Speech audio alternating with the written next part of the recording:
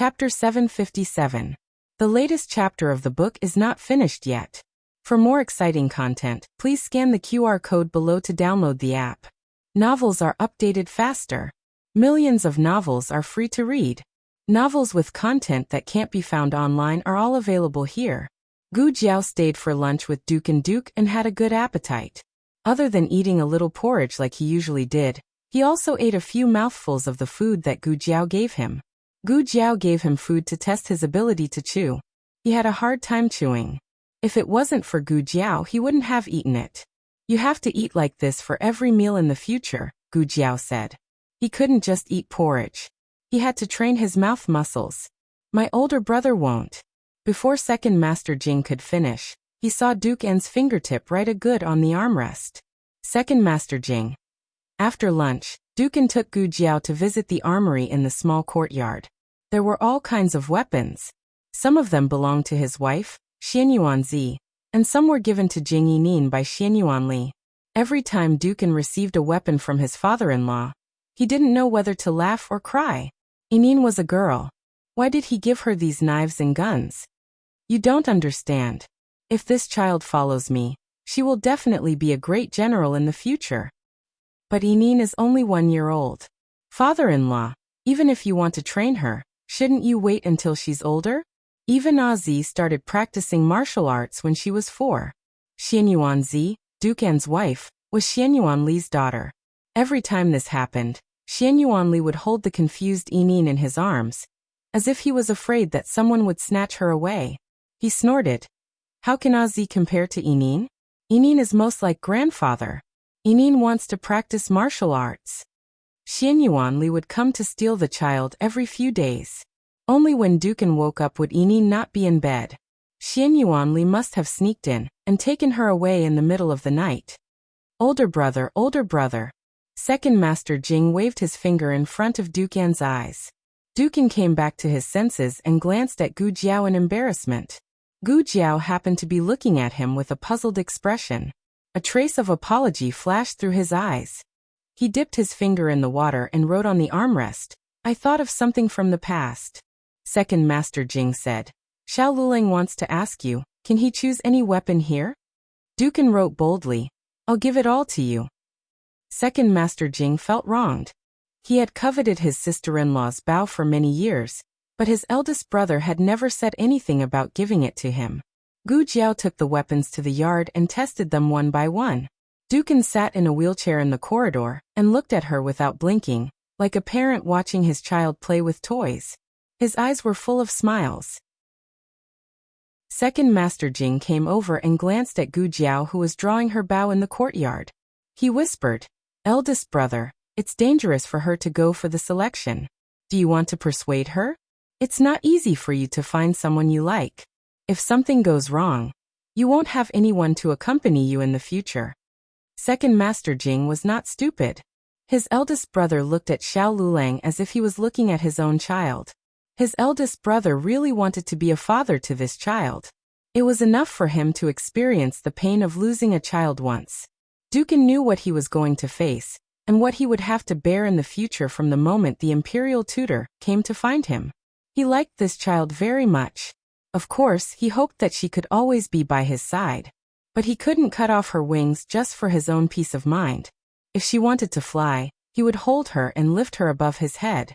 He would let her fly further and wider into the sky. He would be frightened, but he would never stop her. Gu Jiao stayed in the yard until evening before she went home. She picked a bow, which was the one that Second Master Jing had coveted for many years. On the way back to the Imperial Tutor Hall, Second Master Jing looked at her like a resentful wife.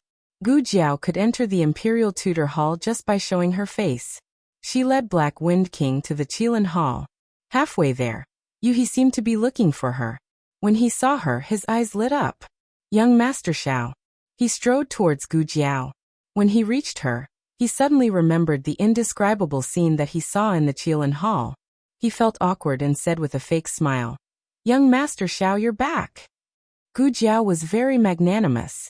Instead, it made Yuhi look like the one who was caught doing something bad. You're looking for me? Gu Jiao asked. Yuhi braced himself to talk about business. It's my master. He said that your horse is in the recovery stage, and you need to pay more attention to feeding it. He asked people to get some fine feed, and asked if you want to take a look. Gu Jiao didn't have much experience in raising horses. She should ask the imperial tutor for advice. Yuhi took Gu Jiao to the purple bamboo forest. Yuhi couldn't face Gu Jiao. He couldn't help but think of the appearance of Gu Jiao and Xiao Heng in the room. How could the imperial grandson like a fairy, like a jade, like a man? Cough, cough. He couldn't think about it anymore. Perhaps to resolve the awkwardness, Yuhi tried to find something to talk about. I think you're very good at raising horses. Little Shi is very good. The Horse King had only been here for a day, but Yuhi already knew that it was called Little Shi. Yuhi asked, how do you usually feed it? Gu Jiao said, just feed it casually?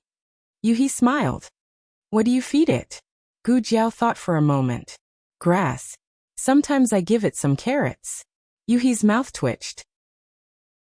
Are you sure you're raising a horse and not a donkey? Yuhi continued to find something to talk about. By the way, I heard from Big Brother that you advanced. I haven't congratulated you yet. Gu Jiao said, yes. The conversation died. Yuhi couldn't find anything to talk about. He endured the great awkwardness alone, and took Gu Jiao to the state preceptor's small courtyard. The state preceptor went to pick some purple bamboo. Yuhi let Gu Jiao sit in the central room for a while. The Black Wind King strolled in the forest. Yuhi took out the special wine of the state preceptor's palace to entertain Gu Jiao. Gu Jiao took a sip. It's so sweet. Yuhi smiled. This is osmanthus wine made by master himself. There's only 1 jar a year. Ordinary people can't drink it. At this time, Gu Jiao had finished her cup. She was slightly startled. It's wine. Yuhi nodded. Yes, but it's not bitter at all, right? The wine made by my master is. Bang. Gu Jiao's head hit the table. She was drunk. Yuhi. Young Master Xiao, young Master Xiao, young Master Xiao. Yuhi called for a long time, but Gu Jiao still didn't respond. Yuhi was confused. How can you be so good at drinking? Your martial arts are so good. Shouldn't you not be drunk after 1,000 cups and 10,000 cups? How can you be drunk after just 1 cup? It's over. How am I going to explain to master when he comes back? The state preceptor chopped 2 bamboo sticks and came back. He saw Gu Jiao lying on the table, drunk and unconscious. Yuhi was like a child who had made a mistake. He stood up, lowered his head, and said in a panic, I'm sorry, master. I gave young Master Xiao some osmanthus wine. The state preceptor frowned. You gave her wine? Yuhi opened his mouth. The state preceptor had always been expressionless when talking to people, but now he was a little unhappy. She can't drink. Yuhi lowered his head even more. Yes, I know I was wrong. The osmanthus wine was placed on the table. He thought that his master was going to use it to entertain Xiao Lulang. The state preceptor gently put the bamboo sticks on the ground, and came behind Gu Jiao. He bent down and picked up Gu Jiao and carried her to the inner room. Yuhi's eyes almost popped out of their sockets. His master didn't even carry his eldest senior brother, but he actually carried Xiao Lulang. And even brought her into the inner room? The state preceptor put her on the bamboo bed, and let the disciples of the purple bamboo forest boil some hangover soup. Yuhi had never seen the state preceptor like this before. At his master's level, he didn't show his emotions and wasn't disturbed by the mortal world. But just now he saw emotions in his master's eyes. You can leave, the state preceptor said to Yuhi. Yes. Yuhi cupped his hands and left without looking sideways. Even after he left the courtyard, he was still puzzled. What was the relationship between this Xiao Lulang and his master? Why did his master repeatedly make exceptions for him? Gu Jiao's aftereffects were too strong. At first, Gu Jiao was just drunk and sleeping, but later on, she began to have wild dreams. She first dreamed that when she was 8 years old, she was brought back to the organization by a youth wearing military boots. The youth was 16 years old, and was the organization's youngest godfather, as well as the most cold-blooded assassin. She was the first child he brought back, but he was the coldest and most unreasonable to her. He would always punish her. In the middle of the night, she would often be the only one running laps on the training field. He was like a cheetah hiding in the darkness, making her not dare to be lazy. She would always be exhausted and then be carried back by him like a sack. For the most dangerous mission, he would never call anyone else. Shadow, you come with me. She once suspected that he wanted to use the mission to kill her. She and her companions were taken hostage, but he didn't even look at her as he saved her companions and left. However, it was also at that time that the companions he cared about were killed and she, who didn't even get a glance from him, survived. At that moment, she seemed to understand something. Wake up. Drink some hangover soup before you sleep.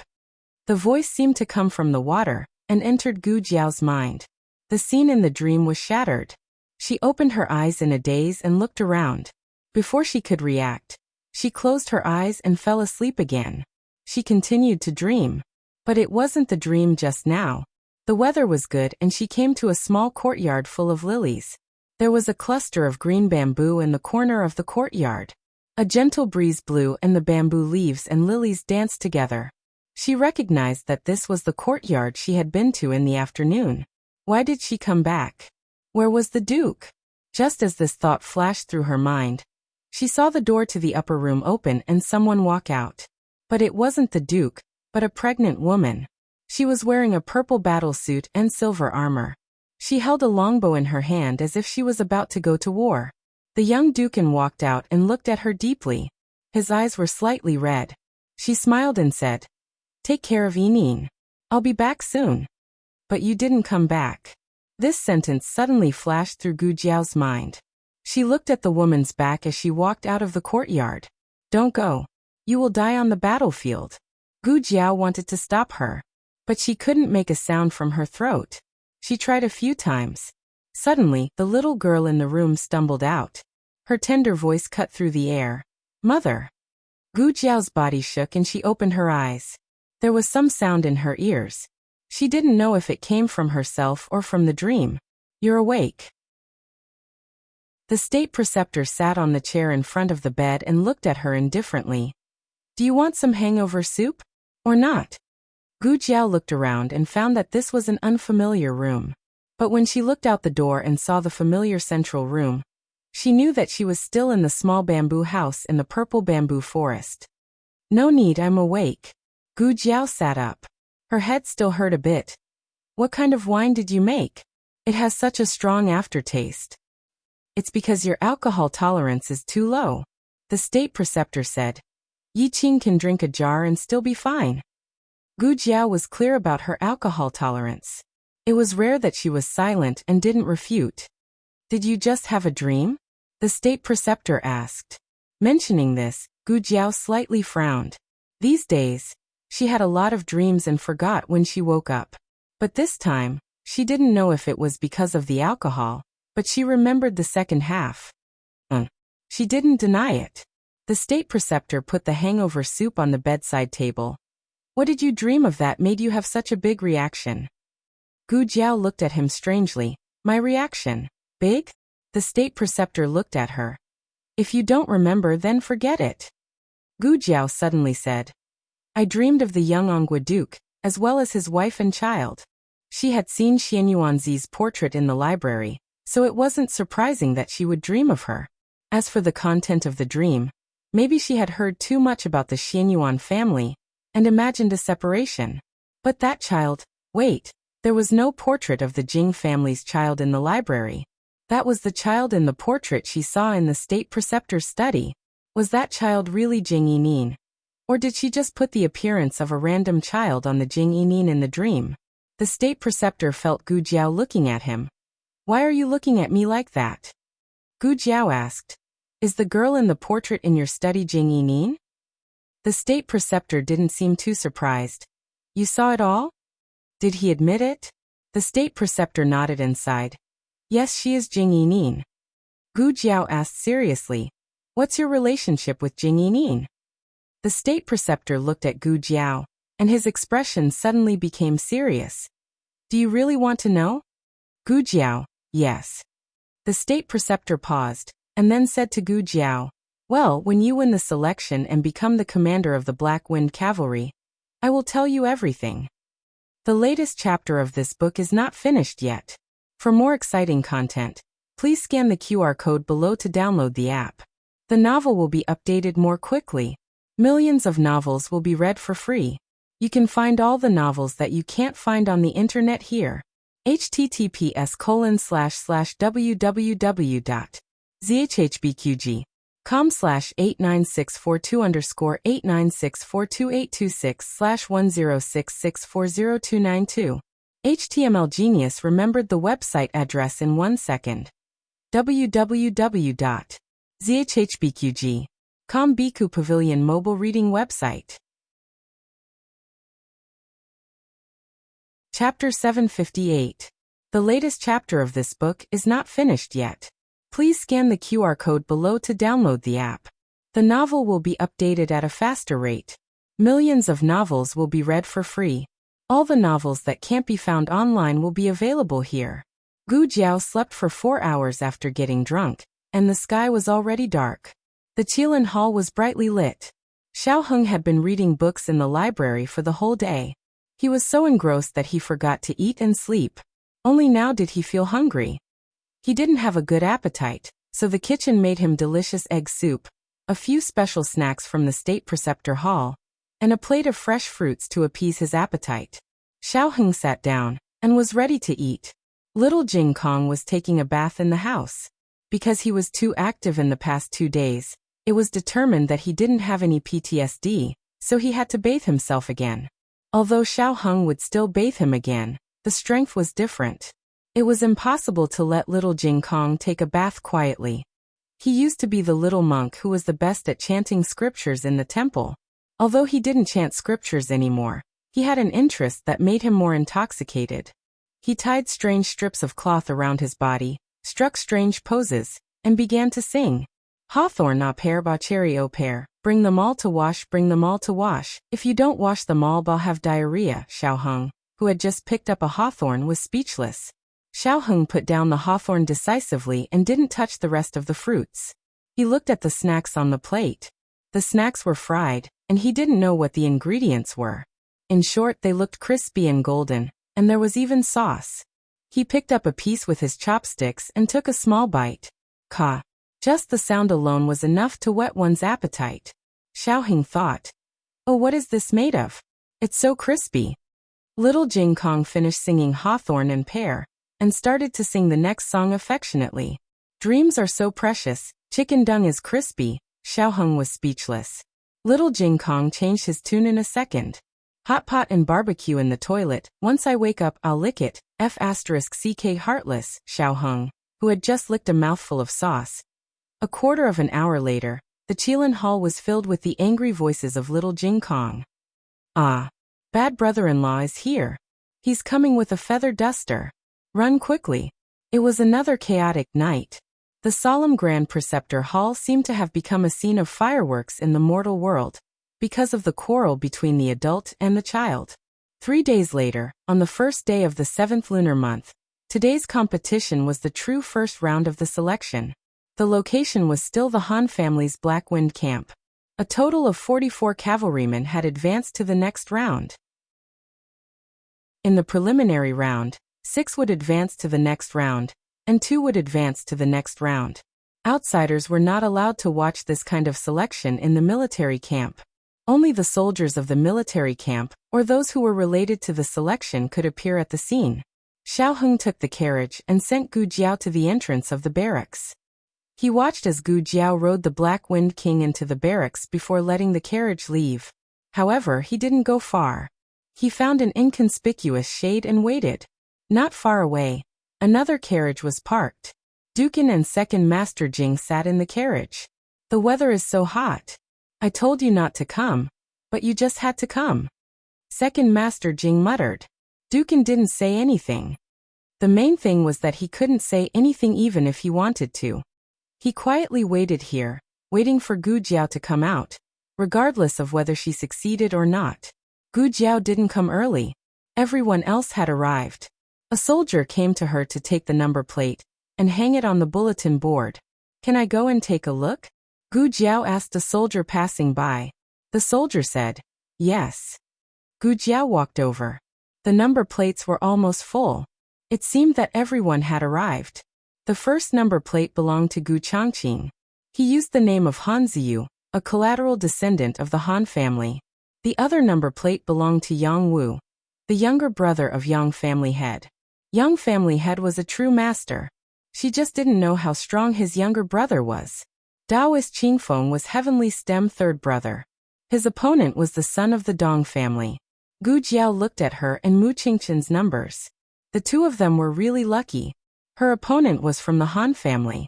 What kind of ill-fated relationship was this? And Mu Qingchen was going to fight someone from the Wang family. They were fighting their own people. They had really exhausted their strength too early. There were still 7 or 8 number plates that hadn't been hung up. Gu Jiao didn't see 5th Master Han's name. He probably hadn't come yet. He's heavenly stem 7th brother.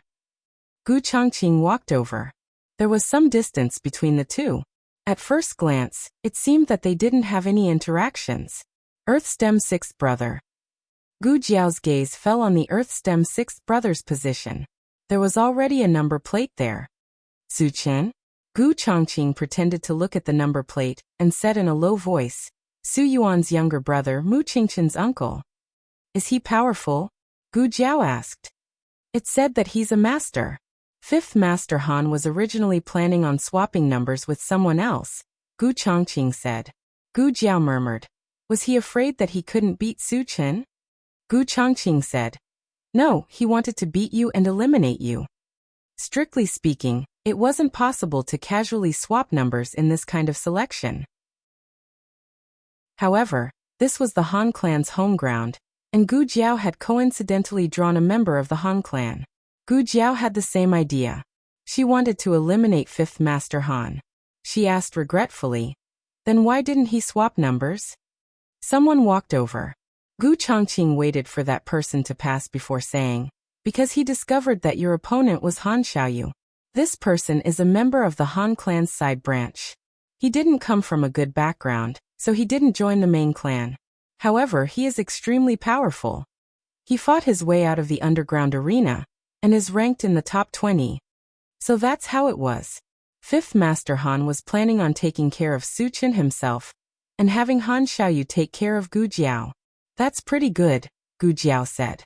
That's pretty good, Gu Changqing said as well. The two of them exchanged knowing glances. Your new armor is pretty good, Gu Changqing said. Gu Jiao nodded. On the battlefield, the sound of a gong rang out. Gu Changqing wielded a long sword and urged his horse to charge at his opponent, Yang Wu. No one expected that the first group of opponents would be so powerful. Gu Changqing's swordsmanship had reached perfection, and Yang Wu's large blade was not to be outdone. Blade light and sword shadows flashed as killing intent filled the air. In an instant, they had exchanged tens of blows. Yang Wu's martial arts were slightly inferior to his older brother, the Yang clan head. However, in front of the younger generation, he still had an advantage. His inner strength was abundant, and his blade techniques were exquisite. The only thing that he was inferior to Gu Changqing in was his mount. However, he used his boundless inner strength to make up for this shortcoming. Yang Wu arrogantly said, Brat, you are not my opponent. Just admit defeat. Otherwise, I'm afraid you will die without a complete corpse. Today's fight had a life and death agreement. In other words, they could kill. The Yang clan had coveted the Han clan's military power for a long time. They had always killed the Han clan's disciples. He chopped down with his blade, and Gu Changqing blocked it with his sword. What a powerful inner strength. Sand and stones flew all around and dust rose. Gu Changqing's mount could not withstand Yang Wu's inner strength. Once the mount was injured, the rest of the fight would be dangerous. Gu Changqing suddenly leaned back, grabbed Yang Wu's large blade, and stabbed at Yang Wu's waist. Yang Wu could not pull out his large blade, so he could only use his other hand to deflect Gu Changqing's blade. Now was the time. Gu Changqing swept his long leg and kicked Yang Wu's head. The huge force kicked him down from the horse's back. Yang Wu fell to the ground and was eliminated. The first fight had been so exciting that the second fight seemed ordinary. The third fight was between Taoist Qingfeng and the son of the Dong clan. Seeing Taoist Qingfeng fight, the audience was interested again. However, Taoist Qingfeng was not interested in being watched. He knocked the son of the Dong clan off his horse with one move. Everyone was speechless. Gu Jiao rubbed her chin. No wonder he was able to tie with Liaochen. He is really strong. Luck played a part in this fight. If they had been matched with an opponent like Taoist Qingfeng, they would have been defeated. The son of the Dong clan was not very good at martial arts, but he was not the weakest either. At least in the next 3 fights, no one was better than him.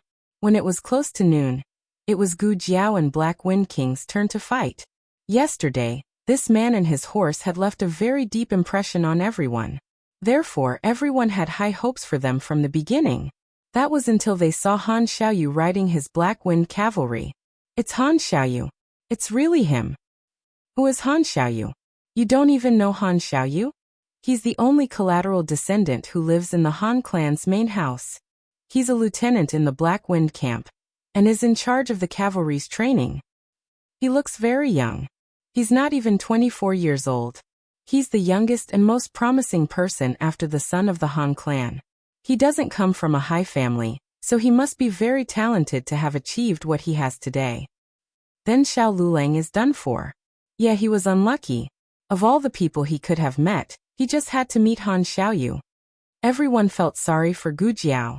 Even with the Black Wind King, the gap between this young man and the genius Han Xiaoyu was not something a horse could make up for. Moreover, Han Xiaoyu had participated in the Black Wind King's training, so he knew the Black Wind King very well.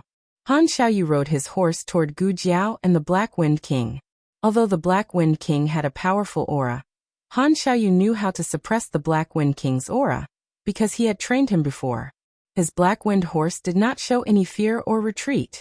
He stopped 10 meters away, holding his silver spear, and coldly looked at the young man in red. You're Xiao Lulang? I've heard of you. There are many rumors about you. Gu Jiao said. Oh, I've never heard of you. I'm sorry. Han Xiaoyu said coldly. The son of the Han clan is injured because of you. I'll settle this with you today. It's not too late for you to beg for mercy.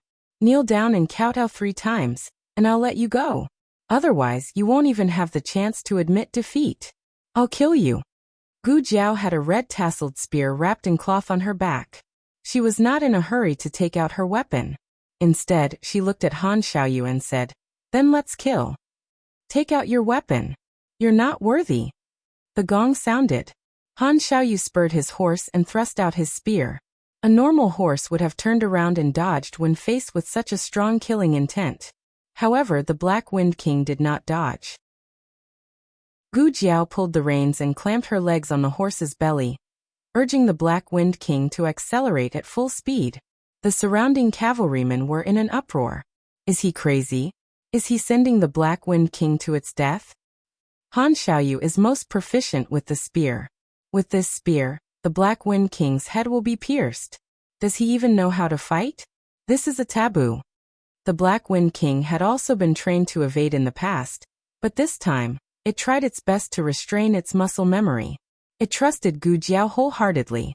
Gu Jiao told it to charge, so it charged forward bravely. It raised its speed to the extreme, so fast that it could only be seen as a blur. Han Xiaoyu frowned. Xiao Lulang purposely let the Black Wind King die in exchange for a chance to attack me at close range to win this round? Xiao Lulang wants to kill me. Han Xiaoyu's eyebrows twitched. He immediately switched from offense to defense. Gu Jiao's lips curled up. Boss jump. She pulled the reins and the Black Wind King jumped high into the air. What kind of move was this? Han Xiaoyu was already prepared to defend, but the Black Wind King jumped over his head? Han Xiaoyu immediately changed his move. He raised his spear and thrust it at the Black Wind King's exposed belly. This spear had to pierce the Black Wind King's intestines. But to Han Xiaoyu's surprise, the young man on the horse suddenly fell down.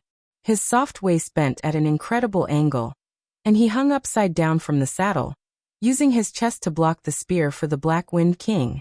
Everyone sucked in a breath of cold air. Han Xiaoyu also sucked in a breath of cold air.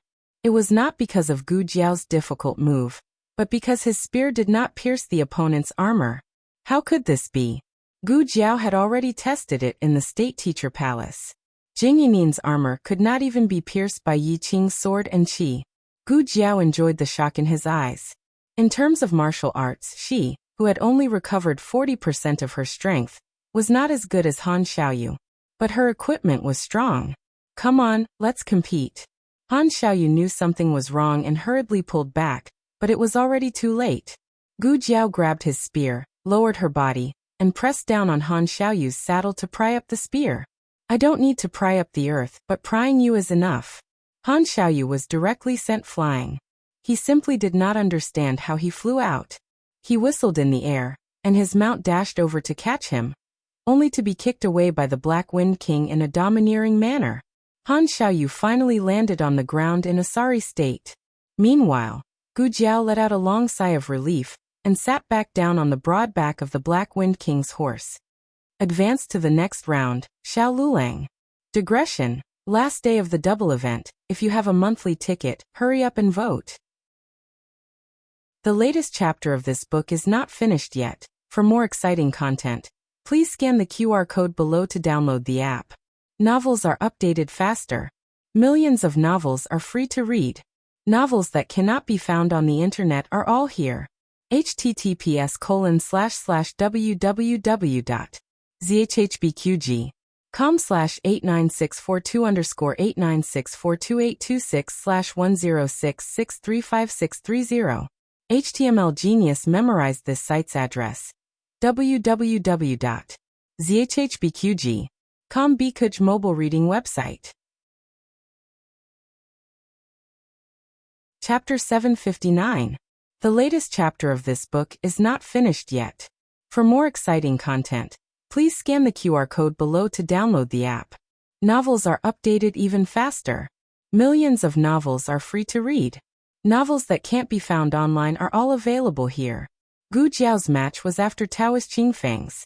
It was another match that left everyone dumbfounded. What was going on? How did Han Xiaoyu fly out? Did you see it clearly? Cavalry A asked Cavalry B. I didn't. Did you see it clearly? Cavalry B asked Cavalry C. Cavalry C. I didn't see it either. On a high platform behind the crowd, Han Lei and fifth grandfather Han silently looked at Xiao Lulang, who rode his horse to the edge of the battlefield. Fifth grandfather Han said, "Big brother, no wonder Year was defeated by this kid so many times. He does have some tricks up his sleeve." Han Lei's expression was serious. What happened to Han Xiaoyu just now? I didn't feel any fluctuation of internal energy from that kid. How did he send Han Xiaoyu flying? Which sex martial art did he use that move from? Fifth grandfather Han's silver hair shone under the hot sun. His expression was as cold as his hair color. His gaze fell on the youth who was riding his horse. There were many disciples of aristocratic families on the battlefield. He looked ordinary, but he could be easily spotted in the crowd. It's not martial arts. It's just a small trick, he said. Han Lei frowned. He didn't understand. A small trick? Fifth grandfather Han said, "Big brother, do you still remember the catapult?" Han Lei put his hands behind his back and nodded. I remember. It's one of the war chariots used to attack cities. It's very destructive, and can be used to attack city gates and walls. It can also be used to attack the soldiers guarding the city. Could it be that he just... Fifth grandfather Han nodded. That's right. He used Han Xiaoyu as a rock and pried him out. He understands the logic, but very few people can create such an environment and opportunity in close combat. From the moment he entered the battlefield, he started calculating the attack distance, the height of his jump, the angle of his waist, and even the speed of Han Xiaoyu's spear. He has a clear picture in his mind. Han Lei said, "I still don't understand." Fifth grandfather Han said, "Big brother, you don't need to understand. Big brother, you just need to know that this kid is a genius." Han Lei turned to look at fifth grandfather Han, and smiled ambiguously. "You even know how to praise people?" Fifth grandfather Han continued, "But geniuses also need a bit of luck. If it wasn't for the armor he was wearing, he would have died under Han Xiaoyu's spear." Han Lei's gaze once again fell on the young man. The young man was dressed in red, and was clad in bright clothes. His aura was as high as the heavens, and even the children of aristocratic families could not compare to him. Han Lei frowned. "I noticed it too." "What kind of armor is that?" How can it be so hard? Fifth Master Han asked, Big brother, do you still remember Xianyuan Li's armor? I'm talking about his best suit. Han Lei was reminded of a certain memory and frowned slightly before saying, I remember. Back then, he relied on that armor to infiltrate the Jin nation's enemy camp alone and rescued the captured monarch. But after he was defeated and died, we didn't find that armor. He was wearing ordinary armor. You can't be thinking that Xiao Liulong's armor is the same as Xianyuan Li's, right? It doesn't look like it. Fifth Master Han said, maybe it was made of the same material, or maybe it was made by melting down Xianyuan Li's armor. Han Lei sighed. 15 years ago, if Xianyuan Li didn't change out of that armor, he might not have died so quickly. Fifth Master Han said calmly, his life and death alone can't change the overall situation. The Xianyuan family's defeat is destined. Han Lei did not refute this point. That's true. With the appearance of the Emperor's star, how could the monarch keep the Xianyuan family alive? It's a pity that the armor didn't fall into the hands of our Han family. Let's talk about the selection this time. Xiao Lulang is a tough one. You didn't meet him in the first round, but it might not be the case in the next round. Gu Jiao had already ridden to the spectator area. The Black Wind King's aura prevented people from entering, leaving him a comfortable space. Fifth Master Han looked at Gu Jiao and said, he's not my match. Han Lei turned around and patted Fifth Master Han's shoulder with a smile. Don't underestimate him, fifth brother. Han Lei looked at Gu Jiao and said seriously, don't worry, big brother. I won't underestimate him. If I meet Xiao Lulang, even if I know he's not my match, I'll still do my best. Gu Jiao's next match was Mu Qingchen. His opponent was Wang Su's younger brother, Wang Yi. According to seniority, he had to call him uncle. Wang Yi smiled. Don't be afraid of me just because I'm your elder. Mu Qingchen held his sword and cupped his hands. I'll do my best. Please advise me, Uncle Wang. Wang Yi retracted his smile and pulled out his scimitar. He said majestically, then let me see if your martial arts have improved in the past few years. With the sound of the gong, the two of them charged at each other on their horses. Mu Qingchen's weapon was a sword, while Wang Yi's was a scimitar. It was said that the sword countered the scimitar and the scimitar countered the spear, but that was not the case. Every weapon in a fight had its own advantages and disadvantages. It all depended on how the weapon was used. Wang Yi used a domineering scimitar, which could suppress his opponent in an instant. Mu Qingchen's swordsmanship focused on swiftness and lightness. Mu Qingchen's sword could be easily blocked by Wang Yi's scimitar. However, if Wang Yi's scimitar came down, Mu Qingchen might not be able to block it. In order to avoid being hit by Wang Yi's attacks, Mu Qingchen attacked Wang Yi as soon as he entered the arena. He didn't use any of his power-type moves such as slashing, and stabbing. All of his moves were quick and tricky moves that were impossible to guard against. Wang Yi was dazzled. He couldn't use his strength. In the end, Mu Qingchen stepped on the pedal and jumped up. He flipped in the air and cut the leather of Wang Yi's saddle. Mu Qingchen then slashed the back of the horse with his sword. The horse was startled. It raised its front hooves and rushed forward. Wang Yi's body tilted, and he slid down from the horse's back along with the saddle. In the next second, Mu Qingchen landed on his horse and grabbed his arm. Uncle Wang Si. Wang Yi steadied himself and looked at Mu Qingchen with amusement. He patted Mu Qingchen's horse and said while panting, I lost. I admit defeat. Mu Qingchen got off the horse and put away his sword. He cupped his hands and bowed like a junior. Uncle Wang Si, you let me win. Wang Yi waved his hand. Okay. I didn't want to come. But since you defeated me, you can't lose to anyone else. You have to prove to me that I didn't lose to you. Mu Qingchen narrowed his eyes with a complicated expression. Yes, there were 3 more groups. However, one of the cavalrymen of Heavenly Stemgung 7 was in trouble and couldn't come to the arena in time. Generally speaking, this kind of situation could be dealt with as forfeit. However, Fifth Master Han was generous and said that he was willing to wait for his opponent. And now he was waiting. He's coming. Who's coming? Fifth Master Han's opponent. It's him. Gu Jiao rode on Black Wind King's back and listened to their conversation. Who is it? Why are you reacting so strongly? It's Nangong Jing. the first daughter of the Nangong family. Hearing this, Gu Jiao grunted and looked over with interest. Sure enough, she saw a woman in armor riding a horse towards the battlefield. Nangong Jing, the first daughter of the third branch of the Nangong family. She was 17 this year and had good martial arts skills. Wait, I don't remember her being in the cavalrymen yesterday. Nangong Jing rode his horse to the platform where fifth grandfather Han and Han Lei were. He looked up at the two and said, "My father has something to do and can't come. Can I fight in his place?" She couldn't fight according to the rules. Otherwise, what if everyone asked for help? Fifth grandfather Han looked at her condescendingly and said, "Okay." Nangong Jing said, "Please." Fifth Master Han walked down the stage at a moderate pace. Gu Jiao touched her chin. She had always wondered why Fifth Master Han's hair turned white at such a young age. Fifth Master Han didn't ride his own black demon horse. Instead, he rode an ordinary black wind rider. Nangong Jing frowned and asked, "Fifth Master Han, why didn't you use your own horse? Are you looking down on me?" Fifth Master Han said, "Miss Nangong, you're overthinking. I thought that no one from the Nangong family would come today, so I asked someone to bring my horse back to my residence. If I went back to get it, I'm afraid I'll have to make you wait."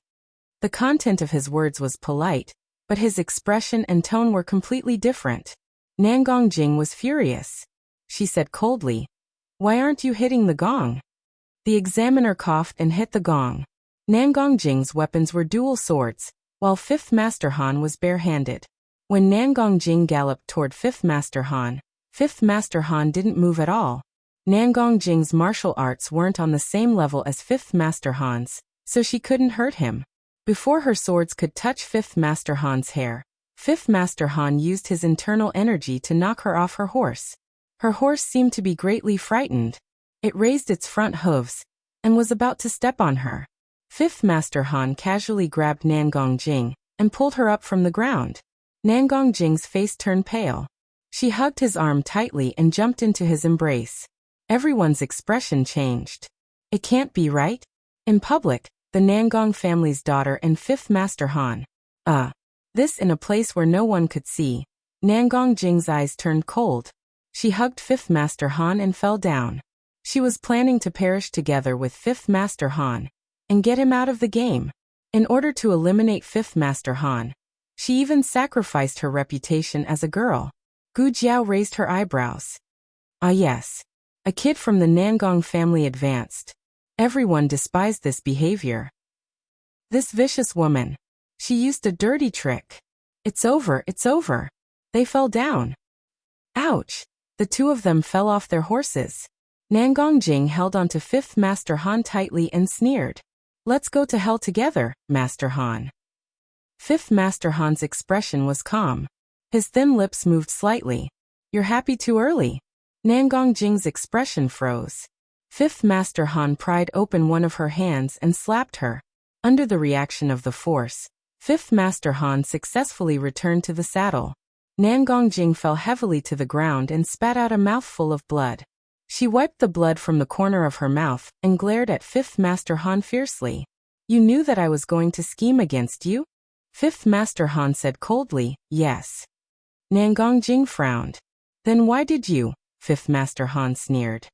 "If you want to scheme against me, you have to pay a price, right?" After today, Nangong Jing's reputation would be completely ruined. If she could eliminate the biggest competitor for the Nangong family's disciples, her sacrifice would be worth it. But now her sacrifice was in vain. Gu Jiao had a new understanding of Fifth Master Han. He was truly a ruthless man. He didn't even care about a beauty like Nangong Jing. The next 3 rounds weren't that amazing, and the next round didn't have a number plate. After watching, Gu Jiao went to the stable to feed Black Wind King. There was still a one-on-one duel in the afternoon. They couldn't leave the camp until everyone finished. At this moment, everyone thought of eating by themselves. They left the horses to their servants. When Gu Jiao came with Black Wind King, there weren't many people in the stable.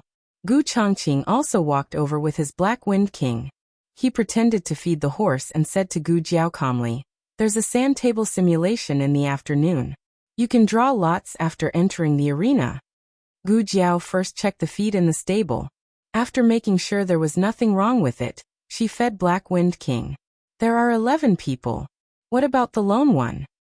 Gu Changqing said, there's a direct promotion. It depends on who gets it. Can it be decided internally? Gu Jiao asked. If it could be decided internally, it would definitely be a member of the Han family. Gu Changqing shook his head. No. It's a sand table simulation. Everyone's there. There's no chance to tamper with it. Gu Jiao nodded. Oh, Gu Changqing said. After the sand table simulation, there's only one round left. It's a 300-mile ride. The one in the afternoon is very important. This was the only round that didn't use mounts. There was no need to use force. It was a battle of strategy. Just because someone was good at martial arts didn't mean they were good at leading troops. Gu Jiao had fought before, but her commander was Tang Yueshan. She didn't have much of an advantage in this aspect.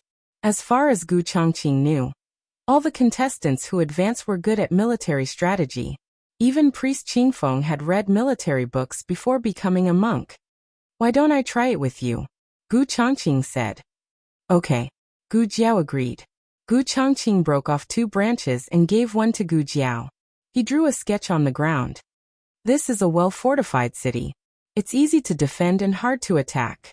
It has 20,000 soldiers, but the provisions in the city can only last for 3 days. The enemy has 80,000 soldiers. The enemy's counselor suggested that the enemy's commander should attack the city's granary at night and burn their provisions. This battle will collapse. Will you be the attacker or the defender? Wasn't this the Battle of Guandu? Yuan Shao led 80,000 soldiers to attack Cao Cao, who only had 20,000 soldiers. Su suggested burning Cao Cao's provisions. However, Yuan Shao didn't listen and locked Su up. After that, Su joined Cao Cao and helped Cao Cao defeat Yuan Shao's 80,000 soldiers with 20,000 soldiers. I'll be the defender, Gu Jiao said. She was familiar with this part. Gu Changqing nodded. Okay. My counselor suggested that I burn your provisions. I took his suggestion and led 500 soldiers to burn your granary. Gu Jiao. Gu Jiao said without changing her expression. This doesn't count. Let's do it again. I'll be the attacker. I'll take the suggestion of burning your provisions. Gu Changqing said, I've already set up a trap for your 500 elite soldiers. I'll pretend to be your soldiers and head to your camp at night to burn down your supply route. Gu Jiao. Somewhere in the camp, Han Lei and 5th grandfather Han sat on the ground. There were sumptuous dishes on the table in front of them. 5th grandfather Han didn't eat meat, so the table looked sumptuous but was actually full of vegetables. Han Lei said, military strategy is your strength. There shouldn't be any problems with the sand table deduction in the afternoon, right? 5th grandfather Han slowly picked up 2 grains of rice with his chopsticks. Which level is the problem? Han Lei laughed. That's right. My 5th brother is smarter than anyone else. He's good at both civil and military matters. Which one can stop him? Your Majesty wants to use this method to make us hand over the Black Wind Cavalry. You're underestimating us too much. 5th grandfather Han ate quietly without saying anything. Han Lei sighed. 5th brother, if you weren't poisoned, the family head position would have been yours. 5th grandfather Han picked up a piece of vegetable and said, Big brother is the eldest son. Han Lei looked at him and said, Father wanted you to be the family head back then. 5th grandfather Han said calmly, I'm not interested in the family head position. Han Lei smiled. That's true.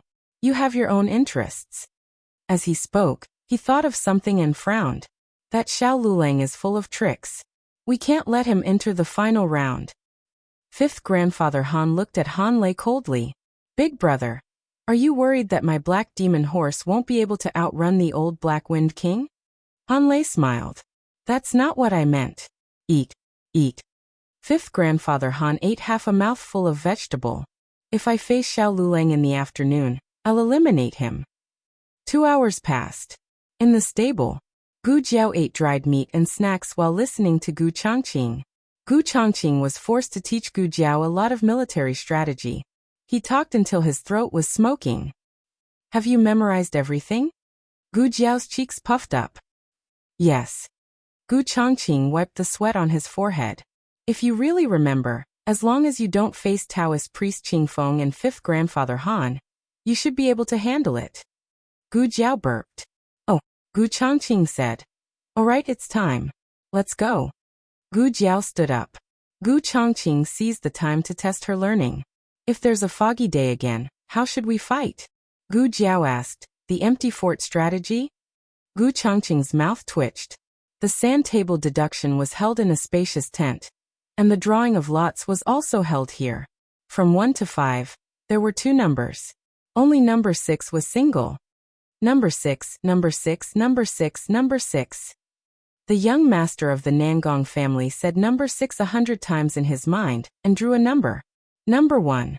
He sighed in disappointment. Who's number 1? Oh, it's me, Taoist priest Qingfeng said politely. The young master of the Nangong family rolled his eyes and fainted on the spot. Gu Chongqing and the son of the Dong family drew number 3. Mu Qingchen and the cousin of the Mu family drew number 4 at the same time. Mu Qingchen was simply going against the tide when he went out. He either fought against the Wang family or the Mu family.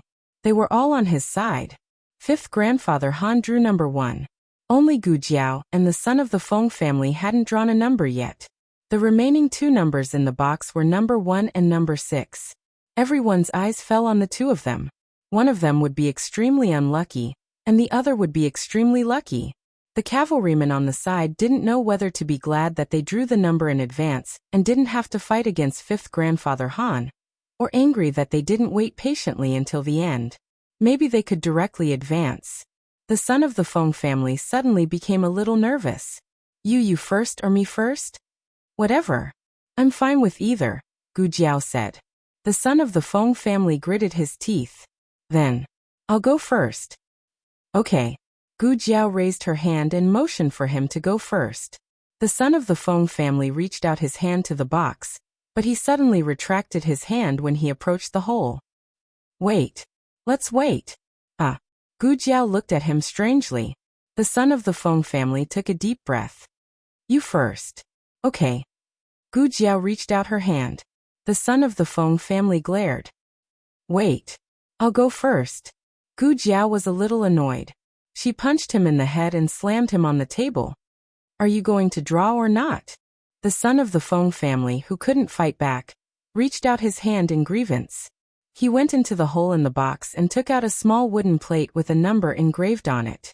There was only 1 wooden plate left in the box. Gu Jiao didn't need to take it. She directly asked the son of the Feng family, "What's your number?" Everyone's eyes fell on the small wooden plate that the son of the Feng family was holding tightly. The son of the Feng family closed his eyes. I don't dare to look. Give it to me, Gu Jiao said. The son of the Feng family. You're not allowed to change, Gu Jiao. Then you see for yourself. The son of the Feng family. You see for me. I'll see for you. Fifth grandfather Han casually walked over and pinched the son of the Feng family's wooden plate with his slender fingertips. The son of the Feng family nervously opened his eyes and looked at him. Fifth grandfather Han gave him a look that told him to let go. He was so scared that he let go. Fifth grandfather Han held the wooden plate in his hand and looked at Gu Jiao with a smile. Xiao Lulang, what do you think of your luck? Gu Chongqing's eyes turned cold. Please don't be number 1. My name is poisonous. My luck has always been bad. I choke when drinking water, I can't hide from the rain, and I fall when walking on the road. There are only unlucky things that you can't think of, but there is no unlucky thing that I can't do. Gu Jiao finished honestly.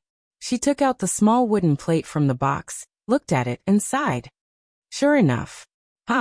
Fifth grandfather Han couldn't help but laugh arrogantly and playfully. Gu Jiao also laughed. God can't stand it, let my luck change. Fifth grandfather Han's smile froze. Gu Jiao's fingertips moved and revealed the wooden plate. Number 6. Xiao Lulang, advance. Digression. In order to not let you guys get stuck, I stayed up all night to finish this plot. Please give me 2 monthly tickets, the latest chapter of this book is not finished yet. For more exciting content, please scan the QR code below to download the app. The novel will be updated even faster. Millions of novels can be read for free. There are novels with connotations that can't be found online here. https://www.zhbqg.com/89642_8964286/1066173777. HTML Genius remembered the website address in 1 second. www.zhbqg.com Bikugu mobile reading website. Chapter 760. The latest chapter of this book is not finished yet. For more exciting content, please scan the QR code below to download the app. Novels are updated faster and more frequently. Millions of novels are free to read. Novels with content that can't be found online are all available here. Fifth grandfather Han clenched his fists and a murderous look flashed in his eyes. He actually didn't care if Xiao Lulang advanced or not. Even if he advanced, Xiao Lulang wouldn't be able to pass the last round. However, it didn't feel good to be fooled. This kid called Xiao Lulang was a very infuriating person. Outside the tent, Han Lei shook his head slightly at fifth grandfather Han and used his eyes to tell him not to be impulsive. This wasn't a place to fight. It wouldn't be good if he was disqualified. Fifth grandfather Han closed his eyes and exhaled a mouthful of turbid air. He calmed himself down and said to Gu Jiao, "It's just a futile effort." Gu Jiao nodded in agreement. "You're right. It's just a futile effort. Hurry up and admit defeat. Let little brother Feng compete with me in the next round." Feng Ling was so scared that he shuddered. In addition to the 11 selected candidates, there were also examiners from the imperial court, and some cavalrymen who were disqualified but allowed to watch the competition. Everyone's eyes fell on Gu Jiao. This kid's face was damaged and he wasn't old, but he dared to use such an arrogant tone in front of fifth grandfather Han. Was he not afraid of death? Compared to the showy heir Han, this low-key fifth grandfather Han was the real killing god of the Han family. Old Master Han thought highly of him. If he hadn't been poisoned, even the position of the head of the family would have been his. Fifth grandfather Han wasn't easily angered. What happened just now was an accident. There wouldn't be a second time. He looked deeply at Gu Jiao. "See you in the next round." Gu Jiao shrugged. "Who knows? After all, I've advanced and you haven't." Of all people, this was a sore spot. Fifth grandfather Han clenched his fists. Outside the tent, Han Lei gave one of the examiners a look. The examiner immediately coughed. "Ahem. All right, let's begin. Xiao Lulang, you've already advanced. You can stay and watch the battle, or you can leave first." Everyone looked at her enviously. Why couldn't this kind of luck fall on their heads? Gu Jiao said helplessly, "Since the examiner wants me to stay, then I will reluctantly take a look."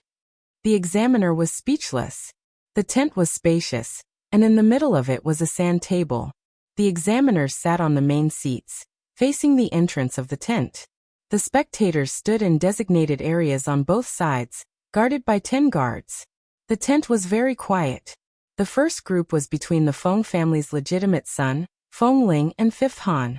Those who could advance to this round were all capable.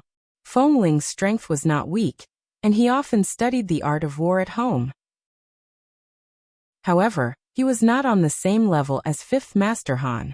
Fifth grandfather Han won effortlessly. Feng Ling walked to the spectator area dejectedly. The scion beside him comforted him. "All right, it's not like you lost to Fifth Master Han. You can even brag about it later." Feng Ling sighed. That's true. However, he had let his family down. Next was Taoist Qingfeng and the legitimate son of the Nangong family, who was Nangong Jing's biological brother. How much confidence did Nangong Jing have in her brother to think that the Nangong family could advance to the next round as long as Fifth Master Han was eliminated? See, the sand table deduction was hammered to death. "Thank you for letting me win." Taoist Qingfeng cupped his hands. The legitimate son of the Nangong family was ashen as he was carried away by the guards in defeat. Gu Chongqing frowned slightly. In this round he wanted to fight Fifth Master Han and Taoist Qingfeng the most. These two were too powerful. He wanted to have a chance to eliminate a strong opponent for his sister. Unfortunately, his opponent was the legitimate son of the Dong family. Third round, Han Ziyu. The examiner announced the result. Gu Chongqing cupped his hands at the legitimate son of the Dong family. Thank you for letting me win. The legitimate son of the Dong family returned the gesture and accepted his defeat with dignity. In the fourth group, Mu Qingchen fought against his cousin. Mu Qingchen won. There was not much suspense in the first few groups, but the last group was a little surprising. One of them was a member of the Han family, and the other was a member of the humble class named Jun Xiuhan. In the first 2 rounds, most people paid attention to the members of the top 10 aristocratic families. Jun Xiuhan was so quiet that people ignored him. But in the end he won again. At the very least, Gu Jiao was using the identity of Duke N's adopted son. Jun Xiuhan, on the other hand, was a descendant of a humble family. He was one of the few students who relied on the prize money to study at Jianan Academy. It was also at this moment that people truly recognized this member of the humble class. This guy is so lucky. The aristocratic family members beside Gu Jiao whispered. Gu Jiao glanced at him. Why do you say so? The aristocratic family member said. It's not easy for him to reach this stage. He just defeated the Han family members. Just wait and see. The aristocratic families will definitely try to win him over. Gu Jiao said. Oh. The next round was a 300-mile raid. It was said that the king would personally set the topic. The specific location and rules would only be announced on the day of the selection. After coming out of the tent, Gu Jiao went to the stable to find the Black Wind King. Gu Chongqing followed her. The last round is in 3 days. Let the Black Wind King recover in these 3 days. I will. Gu Jiao agreed. Gu Chongqing said. The next round won't be in the military camp. You have to be careful. If the Han family has any plans, I will find a way to inform you. Gu Jiao nodded. You have to be careful too. Qi Xian and Han Yi have seen you. Don't run into them. Gu Chongqing, who was cared for by his sister, was very happy. He nodded. Okay. As they spoke, the two arrived at the Black Wind King's stable. Gu Jiao had specially chosen the most remote stable. Normally no one would pass by. In the end, when the two of them arrived at the scene, they found 2 unconscious guards lying in the stable. The guards were wearing the Han family's cavalry armor. One of them had a crooked nose and a slanted mouth, while the other had a swollen face. The Black Wind King stood proudly in place. Gu Jiao checked the Black Wind King's food trough. There's poison. These 2 are here to poison the Black Wind King. However, they didn't expect the Black Wind King to be so powerful. Not only did they fail to poison the guards, but they were also knocked out by the Black Wind King. Gu Jiao patted the Black Wind King's head with gratification. Boss is mighty. Boss is amazing. Gu Chongqing also looked at the Black Wind King with emotion. What a good horse. Gu Chongqing couldn't stay for long. After a few words, he went to meet up with the Han family members. Gu Jiao held the Black Wind King's hand and left the military camp. Xiao Heng's carriage was parked at a fork in the road not far away. Thinking that he had been cooped up in the carriage for the whole day, Gu Jiao quickened her pace. However, when Gu Jiao arrived at the fork in the road, something troublesome happened. There were 2 carriages parked on both sides. One belonged to Xiao Heng, and the other belonged to the Duke's estate. The curtains of the 2 carriages were lifted at the same time. Xiao Heng and Duke N's faces were revealed. The 2 of them looked at Gu Jiao expectantly. They were waiting for Gu Jiao to get on the carriage. Gu Jiao was speechless. Gu Jiao braced herself and walked over. She stood in front of the 2 carriages. Second Master Jing stuck his head out of the window. Hey Lulang, why don't you get on the carriage? Gu Jiao rolled her eyes and quickly introduced. This is Duken. This is Second Master Jing. This is my friend. For pairs of eyes looked at each other at the same time. Duke N's head couldn't turn. Second Master Jing widened his eyes with his fingers. He wanted to see his eldest brother's share as well. Gu Jiao calmly lifted her foot in the direction of Xiao Heng. A murderous aura burst out from Duke, and Gu Jiao blinked and lifted her foot in the direction of Duke, and Xiao Heng's murderous aura also spread out in an instant. Gu Jiao's little Jiao. It had nowhere to put it, so it could only stand on one leg. Second Master Jing got off the carriage and came to Xiaoheng's window. He looked at him carefully for a long time. Suddenly he slapped his head. Brat. It's really you. What are you doing? Didn't you recognize the Duke's carriage? Didn't you know to come over and say hello? I was wondering who had been standing here all day. Xiaoheng, who was stunned by the slap, was speechless. Empress Xianyuan was Xianyuan Li's younger sister, while the crown princess and Xianyuan Zi were cousins. According to seniority, Xianyuan Zi was the eldest grandson's aunt, while Dukan was the eldest grandson's uncle. Every time Shang Guanqing returned to the capital, he would stay in the small courtyard for a few days. After Dukan became a vegetable, he also secretly went to visit him. Outsiders didn't know that Shang Guanqing had private dealings with the Duke's mansion, but Second Master Jing knew. From the slap that Second Master Jing gave, Shang Guanqing, his uncle, and Second Master Jing were very close. Second Master Jing saw that Xiaoheng didn't make a sound and said in disbelief, "What? It's only been a year. Don't you recognize me?" He couldn't ruin his image. Xiaoheng smiled. "I recognize you," Second Master Jing said unhappily. "Then why didn't you greet me?" "How would I know what Shang Guanqing called you? Dukan is his uncle, you aren't," Second Master Jing said. "I thought you didn't even recognize your little uncle?" "Wait, shouldn't I politely call you Uncle Jing? How did you become my little uncle? How could you be so close?" Second Master Jing, who could even make Xianyuan Cheng his brother-in-law, felt that making him his little uncle wasn't a problem at all. He didn't treat himself as an outsider at all. Thinking of something, Second Master Jing looked at Gu Jiao and then looked at Xiaoheng. He asked, "Oh right, just now Lulang said you were his friend. Do you know Lulang?" Yes, we know each other. My mother was seriously injured and it was Lulang who treated her. Now Lulang is staying in the Qilin Hall, so it's convenient for him to continue treating my mother." "I see." Second Master Jing suddenly understood, and didn't question the truth of the matter. Firstly, he had heard about the crown princess's injury. Secondly, he had seen Xiao Liulong's medical skills with his own eyes. "How's your mother's condition?" Second Master Jing asked. "The operation was very successful. She's out of danger. She's currently recuperating in the State Preceptor Hall," Xiaoheng said. Second Master Jing secretly sighed. "That's good." Although the government announced that Shang Guanyan was out of danger, but when it was confirmed by Xiaoheng's mouth, his heart was completely at ease. "Your voice changed a little," Second Master Jing said. "It's better than before. Like I said, once a boy's voice changes, he won't have a goose voice anymore." Xiaoheng broke out in a cold sweat because of him. Xiaoheng smiled. "Little uncle is right. Let's go, let's talk in the carriage. Your uncle is also here." Second Master Jing pulled Xiaoheng into Duke Fu's carriage. Gu Jiao was also brought into the carriage. Xiaoheng secretly glanced at Gu Jiao. Gu Jiao glanced at Duke Fu and winked at him. Duke Fu's gaze fell on Xiaoheng's handsome face. Xiaoheng subconsciously touched the mole under his right eye. He smiled and greeted, "Uncle." Duke Fu's eyes moved. He dipped his fingertips in water and wrote on the armrest, "I want to eat fruit. You two go and pick some." "We too." Second Master Jing counted in the carriage. His eldest brother was in a wheelchair and Xiao Lulang was sick. No matter how he looked at it, these two referred to him and Xiao Lulang. It was rare for him to have a tacit understanding with his eldest brother.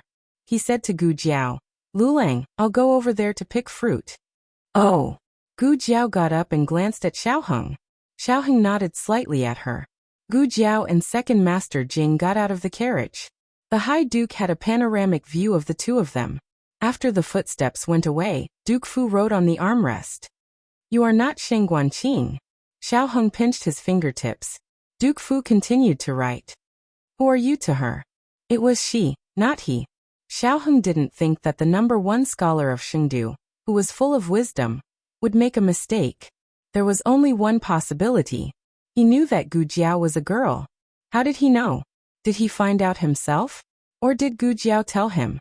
Gu Jiao used the identity of Duke Fu's adopted son to participate in the selection of the Black Wind Cavalry's commander.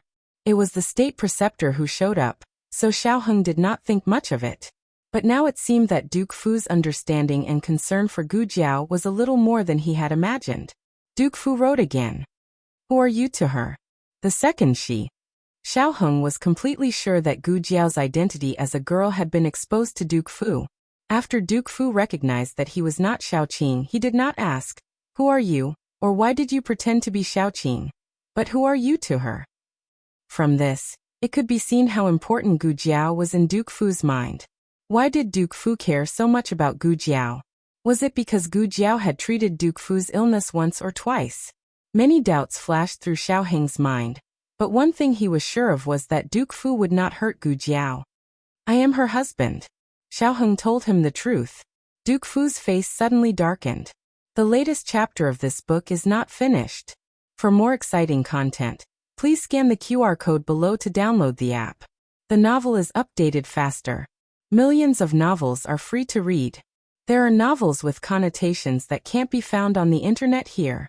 https://www.zhbqg.com/89642_8964286/1065963353. HTML Genius remembered this site's address in a second. www.zhbqg.com Bikuga mobile reading website. Chapter 761. The latest chapter of this book isn't finished yet. For more exciting content, please scan the QR code below to download the app. Novels are updated faster. Millions of novels are free to read. Novels with connotations that can't be found online are all available here. Gu Jiao and Second Master Jing came back after picking the fruits. Second Master Jing lifted the curtain and walked in, but he retreated after one step. What a strong murderous aura. He hugged the fruits and said solemnly beside Gu Jiao. Whose murderous aura? Gu Jiao asked. My big brother's. Second Master Jing said. I've known my big brother for so many years, but this is the first time I felt such a strong murderous aura. That's too exaggerated. However, Dukin clearly had something to say to Xiao Heng alone when he sent her and Second Master Jing away. Could it be that Dukin had publicly acknowledged that Xiao Heng wasn't Shangguanqing? Gu Jiao hurriedly got into the carriage. Xiao Heng turned his head to look at her, intending to complain to Gu Jiao with his eyes. What was frustrating was that Duke N's murderous aura disappeared as soon as he put on a "your godfather bullied me" look. Duke N's gentle gaze fell on Xiao Heng's face. If it weren't for the fact that his facial muscles were still stiff, he would have started to smile. The kind that was incomparably benevolent. The disciple of the tea master, the old chancellor, met his match for the first time. Isn't this good? Gu Jiao said. Second Master Jing, who followed Gu Jiao, had a face of disbelief. Good, it seems to be good. Dukin wrote on the armrest. We had a good chat. Xiao Heng. Is that so? Why did I feel that you wanted to kill me just now? Dukin continued to write. He's a good young man. I like him very much. Gu Jiao nodded. I like him too. Dukin, you have good taste. Gu Jiao's impression of Dukin increased. Xiao Heng was not to be outdone. He hurriedly said, Duke Ongua is knowledgeable in astronomy and geography. You are truly a genius. I will learn more from Duke Ongua in the future. Lulang, when you come to visit Dukin in the future, bring me along. Gu Jiao nodded. She was happy to see Dukin with her husband. Dukin was so angry that he couldn't see clearly. Second Master Jing, who was in a state of shock, asked, Why are you calling him Dukin? Call me uncle. Xiao Heng looked at Dukin and smiled from ear to ear. Uncle. Dukin turned his face away in his heart. Humph. Last night, Gu Jiao promised little Jing Kong that she would pick him up from school today. After sitting in Dukin's carriage for a while, she left with Xiao Heng. Eldest brother, let's go back too. Second Master Jing said. Dukin suddenly wrote on the armrest, I want. Train. Second Master Jing's eyes widened. He thought he had seen wrongly. Eldest brother, what's wrong with you? The doctor told you to train so many times, but you refused. Why did you change your mind? Dukin, I want to stand up and beat that guy up. Gu Jiao and Xiao Heng sent Black Wind King back to the State Preceptor Hall first. Then they took the carriage to Lingbo Academy. Xiaoheng said. Dukan knows that I'm not Sheng Guanqing. It's okay. He won't say it out loud. Gu Jiao said. When there were no outsiders, Gu Jiao spoke in a female voice. Xiaoheng looked at Gu Jiao in confusion. You trust him that much? Yes. Gu Jiao admitted without hesitation. She trusted Dukan. She had this feeling from the first time she saw him. Otherwise, she wouldn't crawl into a stranger's bed. Xiaoheng opened his mouth and said, He also knows that you're a girl. Gu Jiao touched her chin. He really knows. Xiaoheng was stunned. You know that he knows? Gu Jiao thought for a moment. I just guessed.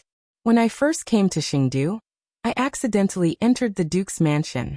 At that time, Dukan was unconscious. I thought he was unconscious, so I used my original voice when I spoke. Later, he was assassinated and injured. When I treated his wounds, I found that he seemed to be conscious. Anyway, he couldn't open his eyes, so I didn't bother to disguise myself as a teenager. He treats you so well because you saved him. Xiaoheng seemed to have found a reason for Duke N's favoritism to Gu Jiao. Gu Jiao shook her head. I don't know. Later, I went to the Duke's mansion openly several times. My voice was different. I thought that he didn't recognize me, but now it seems that he always knew it was me. She didn't know how he recognized her. It was like, as long as you were close to me, I would be happy and know that it was you. The carriage arrived at Lingbo Academy. The two little kids just came out of the prodigy class and stood at the door cutely. Zhang Dequan also came to take the young commandery princess back to the palace. His Majesty had been thinking about her for a whole day. He was very worried that the young commandery princess would be uncomfortable to go back to the academy so soon. His eyes lit up, and he walked toward the young commandery princess. Unexpectedly, the young commandery princess and little Jing Kong directly got into the carriage of the state preceptor hall. Hello, teacher. Hello, little nephew. Goodbye, eunuch Zhang. Zhang Dequan was speechless. In the small bamboo house in the purple bamboo forest, the state preceptor and the monarch sat opposite each other and drank tea. The monarch's legs were sore from sitting, so he stood up and walked around the house. The monarch was originally reading the memorials in the imperial study. He came to the state preceptor hall on the spur of the moment. The young commandery princess didn't know that he was here, and Zhang Dequan didn't know either. It didn't matter. The monarch came to the state preceptor's study. Jing Yinin's things in the study had been put away by the state preceptor. There were only some books and paintings left. The monarch wouldn't turn over the state preceptor's paintings. He just came to the treasure cabinet and looked at the 3 clay figurines sitting in the small courtyard. There was a long low table between the 3 of them. One of them sat on one side, and the other 2 sat on the other side. You still keep them? The monarch said. The state preceptor stopped beside the monarch and stared at the 3 clay figurines in the clay figurines. He said, Yes, I've been keeping them. I don't want to throw them away after so many years. The monarch said, You two always sit together, which makes me seem very unsociable. The state preceptor said, Your Majesty is the monarch. We don't dare to offend you. The monarch didn't continue this topic. He touched the little peach tree on the clay figurines and said, The results of the selection are out. There are 6 people in the final selection. Guess who they are? The state preceptor said, Han Xiai, Feng Wuming, Mu Qingchen, Xiao Lulang, and Jun Xiuhan. The monarch took back his hand and said, Yes, these 5 are correct. There's one left. The state preceptor said, Although I don't know who the last one is, he should be from the Han family. The monarch said, Did you do a divination? The state preceptor said, No, I just analyzed their strength. The monarch said, Then who do you think will pass the last test? The state preceptor said, It's hard to say. The monarch looked at him strangely and asked, Why? The state preceptor said, They all have their own advantages. I don't know the rules of the last round, so I can't make a conclusion.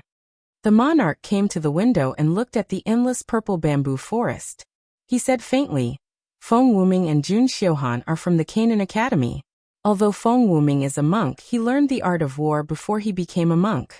The Canaan Academy pays a lot of attention to the art of war. The state preceptor's expression didn't change at all. He said, The Canaan Academy has produced 6 scholars and 4 scholars. The Canaan Academy has not only cultivated many excellent generals for the Yen kingdom, but also sent more scholars to the imperial court.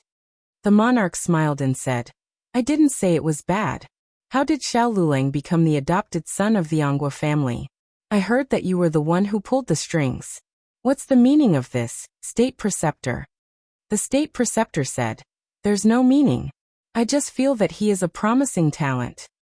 Why the Anguo family? The monarch asked suspiciously. The state preceptor met the monarch's gaze and said slowly, He cured the crown princess and took the credit of saving the young princess. He has long been a thorn in the side of the aristocratic families. Other than the Anguo family, I can't think of anyone who dares to take over this hot potato. The monarch looked away and continued to admire the purple bamboo forest. How is the Anguo family? The state preceptor said lightly, Not good. He can't speak and can't move his legs. He will be like this for the rest of his life. Your Majesty, you don't have to worry about him. The monarch snorted coldly. Humph, it's just the Anguo family. I don't have to worry about him. The state preceptor didn't say anything else. The room fell into silence. The monarch suddenly laughed.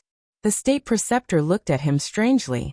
The monarch said with relief, I know how to test the last round. Bring me a pen.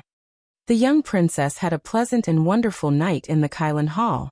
She didn't remember that she was going back to the palace at all. When the monarch passed by the Kailan Hall, he saw Zhang Dequan standing outside. He frowned. Why are you here? Didn't I ask you to pick up the young princess? Zhang Dequan pointed at the entrance of the Kailan Hall. The two little people were squatting on the ground and piling up sand. The monarch was speechless. The monarch grabbed the young princess and put her on the carriage. Didn't I ask you to stay in the palace? Why are you running around again? The young princess pointed. I am here to look for Uncle Your Majesty. If I don't come to catch you, you can play with that boy until dawn. Do you believe it? The young princess blinked guiltily and leaned toward the monarch. She praised him against her conscience. Uncle, you are very handsome today. The monarch snorted. The young princess continued to pester him, using her invincible cute killer move. Uncle, I like you the most. The monarch snorted. The person who liked Uncle the most was suddenly attracted by the bamboo tubes in the monarch's hand. What is this? Even the bamboo tubes are better looking than Uncle. The monarch was speechless. The little girl's eyes were wide open. Her mouth was also wide open. She was almost drooling. She remembered the bamboo tube rice that she had eaten tonight. Her teacher had personally made it with dates and red beans. It was fragrant and sticky. It was delicious and not greasy. The monarch looked at her drooling, and the corner of his mouth twitched. It's a test, not food. The little girl immediately distanced herself from the test. She straightened her body and said seriously, I don't want to take the test. The monarch was angry and amused at the same time. It is not for you. It is for your teacher and the others. 6 people, 6 test questions. Everyone's task was different. Moreover, they didn't know each other. This would lead to differences in information. They wouldn't even know how they lost. This was not a simple 300-mile ride. This was a strategic game. The one who reached the finish line first might not be the one who would advance. The key to victory was the one who grasped all the information first. Unfortunately, no one would think of this. They would only continue to rush and reach the finish line at all costs. The monarch felt that he was a genius. He actually came up with such a tricky test. Teacher's test questions? The young princess rubbed her little fingers together and rolled her eyes. She said in a cute voice, Uncle, I want to poop. The monarch frowned. Now, they had already left the teacher's hall. I can't hold it in anymore. She held her breath and said with a red face. The monarch said, Don't be naughty. You are deliberately lying just for fun. The young princess turned into an angry chicken in a second. I didn't do it for fun. Uncle, you wronged me. I am so sad. The monarch was stunned. The little girl looked like she had been wronged. It was as if he had really wronged her. The monarch cleared his throat and said to Zhang Dequan, Let's go back to the teacher's hall first. Yes. Zhang Dequan responded and asked the coachman to drive the carriage back to the state teacher's hall. The young princess raised her chin and said, I want to poop in the Qilin hall. The monarch said with a dark face, You still say you don't want to play. The young princess argued, There is a small toilet in the Qilin hall. The monarch was speechless. You are really asking for a lot. The monarch stopped the carriage outside the Qilin hall. I want to poop for a long time. Just tell me if you want to play. I don't. The monarch said, Zhang Dequan. The young princess said, I want uncle to go with me. The monarch put a few small bamboo tubes in the secret compartment of the carriage and led the young princess out of the carriage. I forgot something. I will take it myself. She climbed into the carriage and quietly opened the secret compartment. Then she hid the small bamboo tubes in her bag. The monarch said, Why did you bring a bag to the toilet? The young princess said, I have something to give to Jing Kong. You just want to play. The monarch led her into the Qilin hall. Do you think I can't see through you? The toilet in the Qilin hall was clean and tidy. It was not an ordinary toilet. The young princess came to the door and reached out a small hand to the monarch, gesturing for him to stop. Okay, I will go in myself. Uncle, wait for me here. The monarch didn't know whether to laugh or cry. The young princess entered the toilet and locked the door.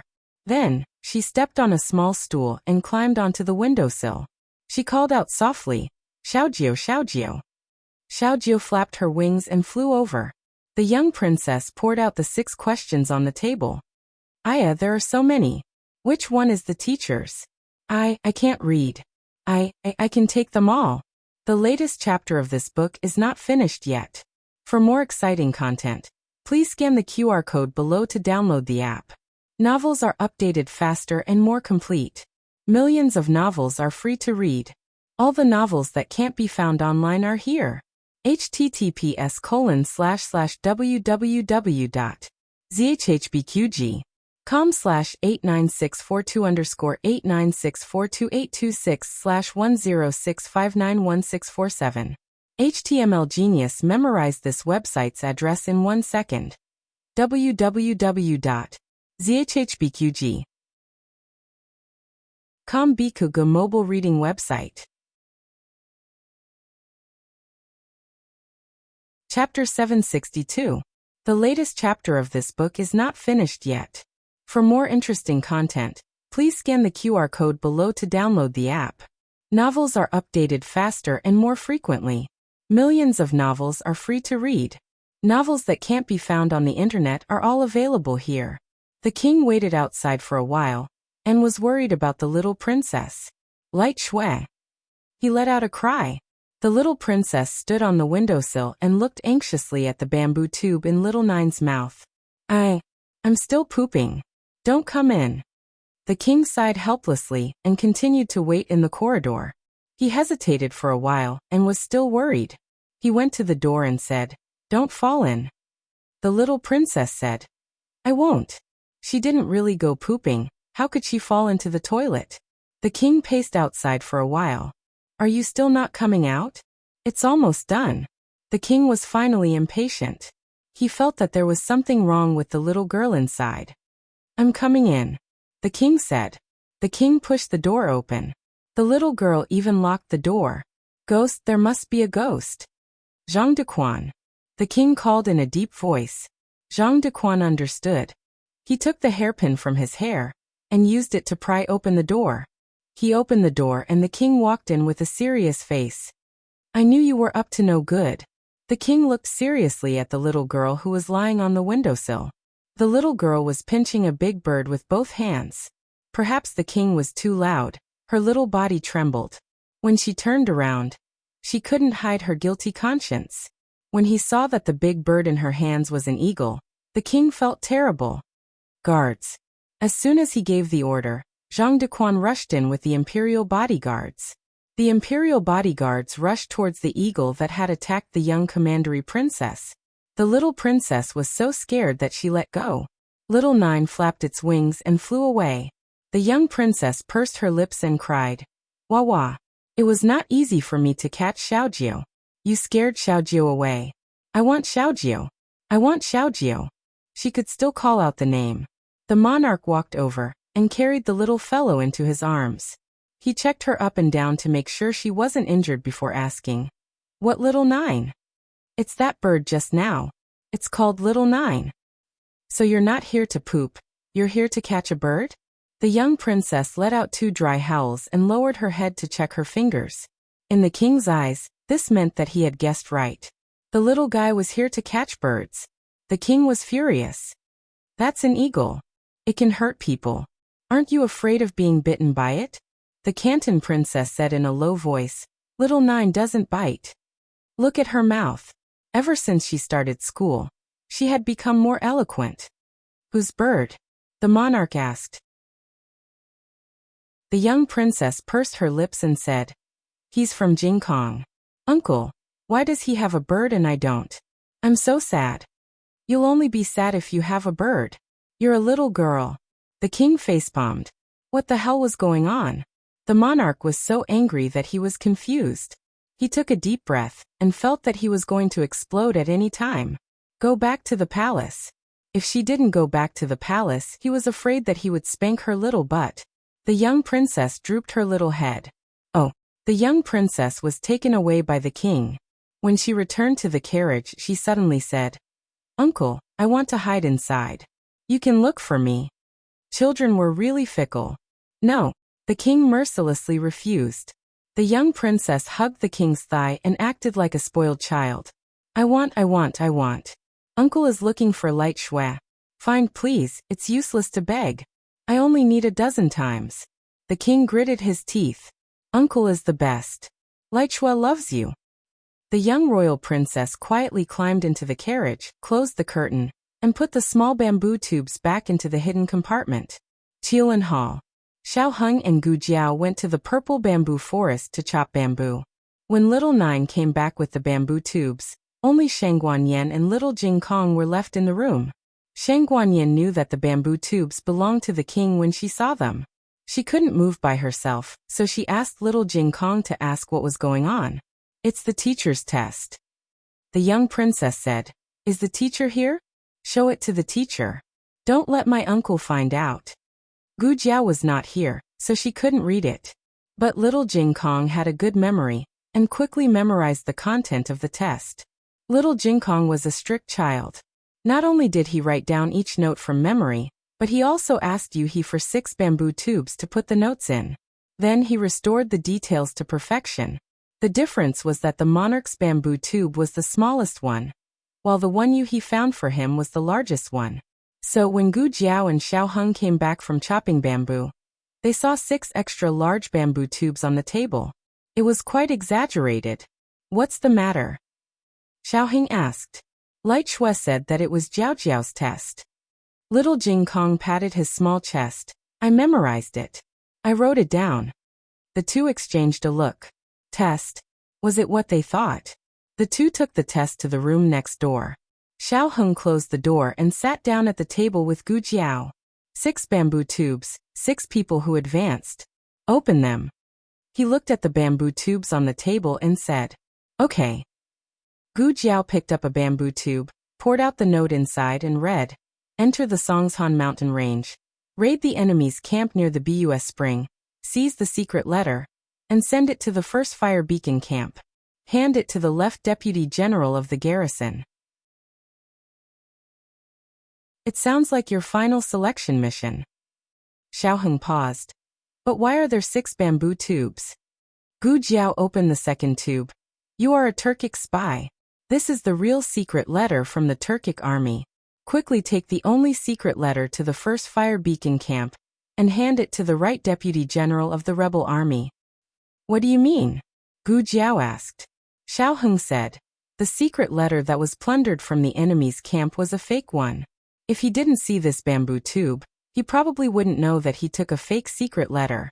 In that case, even if he reached the end, the mission would be a failure." Gu Jiao frowned. "What a thief. In that case, this mission of escorting the real secret letter is more advantageous. We don't have to fight the enemy, and we don't have to worry about taking a fake secret letter." Xiao Heng felt that things weren't that simple. "Let's take a look at the third one first." Gu Jiao opened the third tube. This time, the situation changed. Enter the Pine Mountain Range and ambush the enemy's camp near Huangshipo. Steal the secret letter and deliver it to the second fire beacon camp. Personally hand it to the left deputy general of the rebel army. Gu Jiao opened the fourth tube. You are a Turkic spy. This is the real secret letter from the Turkic army. Quickly take the only secret letter to the second fire beacon camp, and personally hand it to the right deputy general of the rebel army. Oh, is this a dungeon run with an NPC at a different location? What? Xiaoheng didn't understand the last two words. Gu Jiao explained. It's just that the location and characters are different. The format of the mission is the same as the first group. One person will go to the enemy's camp to steal the fake one, and the other will escort the real one. Let's take a look at the last two too, Xiaoheng said. He guessed that it was a different story. As expected, the last two targets were the third fire beacon camp. The ambush location was the Purple Grass Lake in the Pine Mountain Range. Gu Jiao concluded. There are a total of 3 groups in this competition. Each group has a cavalry and a spy. But how are we going to determine the winner? For example, Gu Changqing, 5th Master Han. The 3 of us all picked the spy and safely delivered the secret letter to the rebel army. Then, who among us will be the one to advance? Xiaoheng shook his head thoughtfully. It's impossible for us to complete the mission at the same time. We can only fail at the same time. Gu Jiao was surprised. What do you mean? Xiaoheng opened the note. If you look at the spy carefully, quickly bring the only secret letter. This only one is the key to the entire mission. You clearly have 3 spies, so why do you say there is only one letter? Gu Jiao thought for a moment. Because the destinations are different? For example, there is only one secret letter to the first fire beacon camp. Then there is no need to emphasize this only one. Xiaoheng boldly analyzed. I think this only one refers to destroying the secret letters of the other 2 spies and turning your secret letter into the only one. As he spoke, he opened another piece of paper that belonged to the cavalryman. And the cavalryman's mission has the word they. Since the secret letter from the enemy camp is fake, they should be referring to the 3 spies. Gu Jiao understood what he meant. So the cavalry's mission is to snatch the 3 secret letters, and the spy's mission is to destroy the secret letter in the other people's hands. In this way, there will be a fierce battle between the 6 of them. Xiaoheng sighed. 3 to snatch and 3 to destroy. How is it just a fierce battle? It's a battle to the death. Gu Jiao thought of a possibility. She frowned and asked, what if they all fail? For example, the secret letters are all destroyed. Xiaoheng's expression became serious. Then the winner will be the king. The king didn't want anyone to win from the beginning. He first used the power of the 10 aristocratic families to get everyone to agree to the proposal of selecting the commander of the Black Wind Cavalry. Then he used the rules of the selection to eliminate all the cavalry. In this way, he could say in a dignified manner, it's not that I don't want to give you a chance, it's that you don't have the ability. Then, I can only temporarily take back the Black Wind Cavalry. Gu Jiao said, just like how he took back the military power of the Mu family. The king of the Yin kingdom's thoughts were deeper than the sea. Xiaoheng said, this time it's not only a battle with the aristocratic families, but also a battle with the king of the Yin kingdom. Fortunately, we know the exam question and have a big advantage. Gu Jiao said seriously, I won't let him have his way. She would not let the aristocratic families have their way either. She must take back the Black Wind Cavalry of the Xianyuan family. The 3-day deadline arrived as promised. Gu Jiao and the other 5 went to the cavalry camp of the Han family early in the morning. This round, the Ministry of War, Ministry of Rights, Honglu Temple, and Rearguard Commandery worked together to invigilate the exam. The invigilator from the Rearguard Commandery was Wang Su. No one from the Wang family advanced this time, so Wang Su had placed his hopes on Mu Qingqian. However, when he saw Gu Jiao, he suddenly felt that it would not be bad if Gu Jiao advanced. The 2 did not communicate at all, and pretended not to know each other even if they saw each other. After the group gathered, they went to the entrance of the Mount Song mountain range. The Minister of War announced the rules of this round of the exam. Generally speaking, The sparring was to stop at a certain point and not harm one's life. Those who violated the rules would have their results revoked, and would be punished according to the law. Then, they entered the small bamboo hut one by one to draw lots. On the surface, they were drawing lots, but in fact they were drawing lots for the exam. Wang Su and the minister of Honglu Temple sat in the small bamboo hut. It was a relatively closed space, so no one except the cavalry and the two invigilators knew about the task on the paper. Gu Jiao was the last to enter the small bamboo hut. After she came out, the minister of war sounded the gong. The five of them rode into the mountain range, and soon separated from each other. Gu Jiao was the only one who walked at a leisurely pace. It looked more like she was riding a donkey than a horse. The invigilators were anxious for her. "Why don't you go? Are you reluctant to part with us or what?" It wasn't that Gu Jiao was reluctant to part with them. Gu Jiao waited until the others were far enough away before spurring her horse to chase after Gu Changqing. Gu Changqing had been waiting for her for a long time. Seeing her come over, he urged his horse over and said, "They've all left. It's very safe here." "What did you draw?" Gu Jiao asked. Gu Changqing handed his paper to her. Gu Jiao looked at it and said, "Oh, you drew the cavalry from the 1st Fire Beacon Battalion. I'm a spy from the 1st Fire Beacon Battalion." Gu Changqing smiled. "It's nice that we're from the same battalion. It was fate that brought him and his sister together." Gu Jiao. "Oh, as long as you're happy." Gu Changqing didn't care that he was a cavalry and his sister was a spy. Anyway, he could betray them at any time for his sister. Gu Changqing said in a good mood, "I saw that everyone was going in different directions, so I guessed that their destinations might be different. But I didn't expect that even their identities would be different." Gu Jiao told Gu Changqing the analysis of the 6 bamboo tubes. Gu Changqing seemed to wake up from a dream. "I thought that we could get the secret letter by raiding the enemy's camp." Gu Jiao waved her hand. "That's a fake secret letter. It's useless even if we get it. The real secret letter is in the hands of the 3 of us spies. They're still in the dark.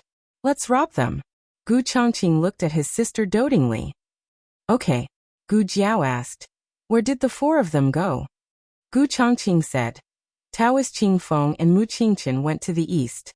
5th Master Han and Jun Xiuhan went to the southeast. Who should we chase first?" The latest chapter of this book is not finished yet. For more exciting content, please scan the QR code below to download the app. The novel is more complete and updated faster. Millions of novels are free to read. There are novels with connotations that can't be found on the internet here. https://www.zhhbqg.com/89642_8964226/1065757662. HTML Genius remembered the website address in 1 second. www.zhhbqg.com Bikugo mobile reading website. zhhbqg.com.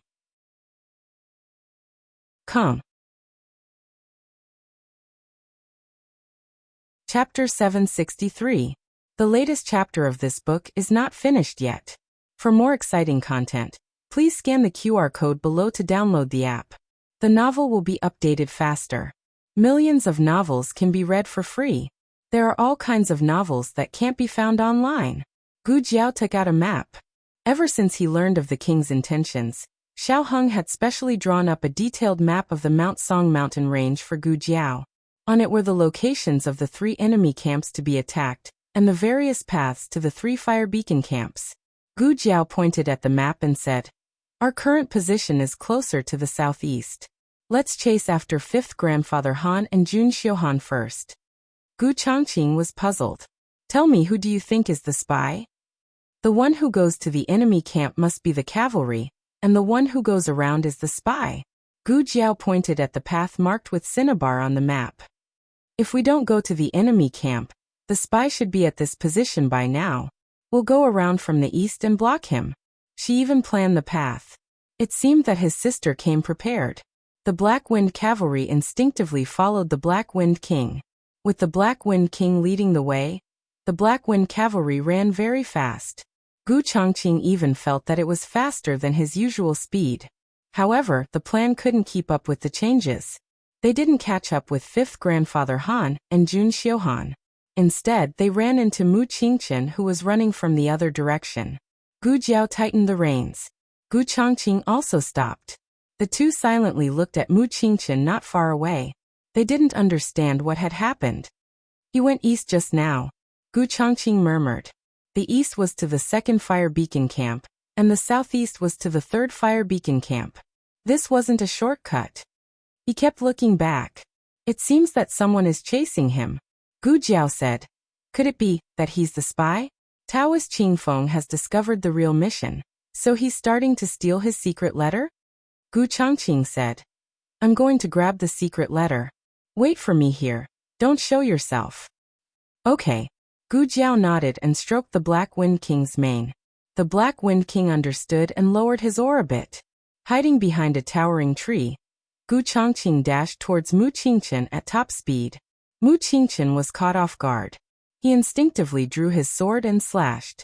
The sword chi he slashed out carried a biting cold wind, sweeping up all the fallen leaves in the forest, forming a huge whirlpool, which swallowed Gu Changqing from head to toe. Gu Jiao raised an eyebrow. He did not expect Mu Qingchen to have such a trump card. Back then, when he was fighting against the direct descendants of the 5 great clans in the forest, he had held back. When he fought against the Wang family, he did not use his full strength. Gu Changqing was a veteran of the battlefield, so he naturally would not underestimate his opponent.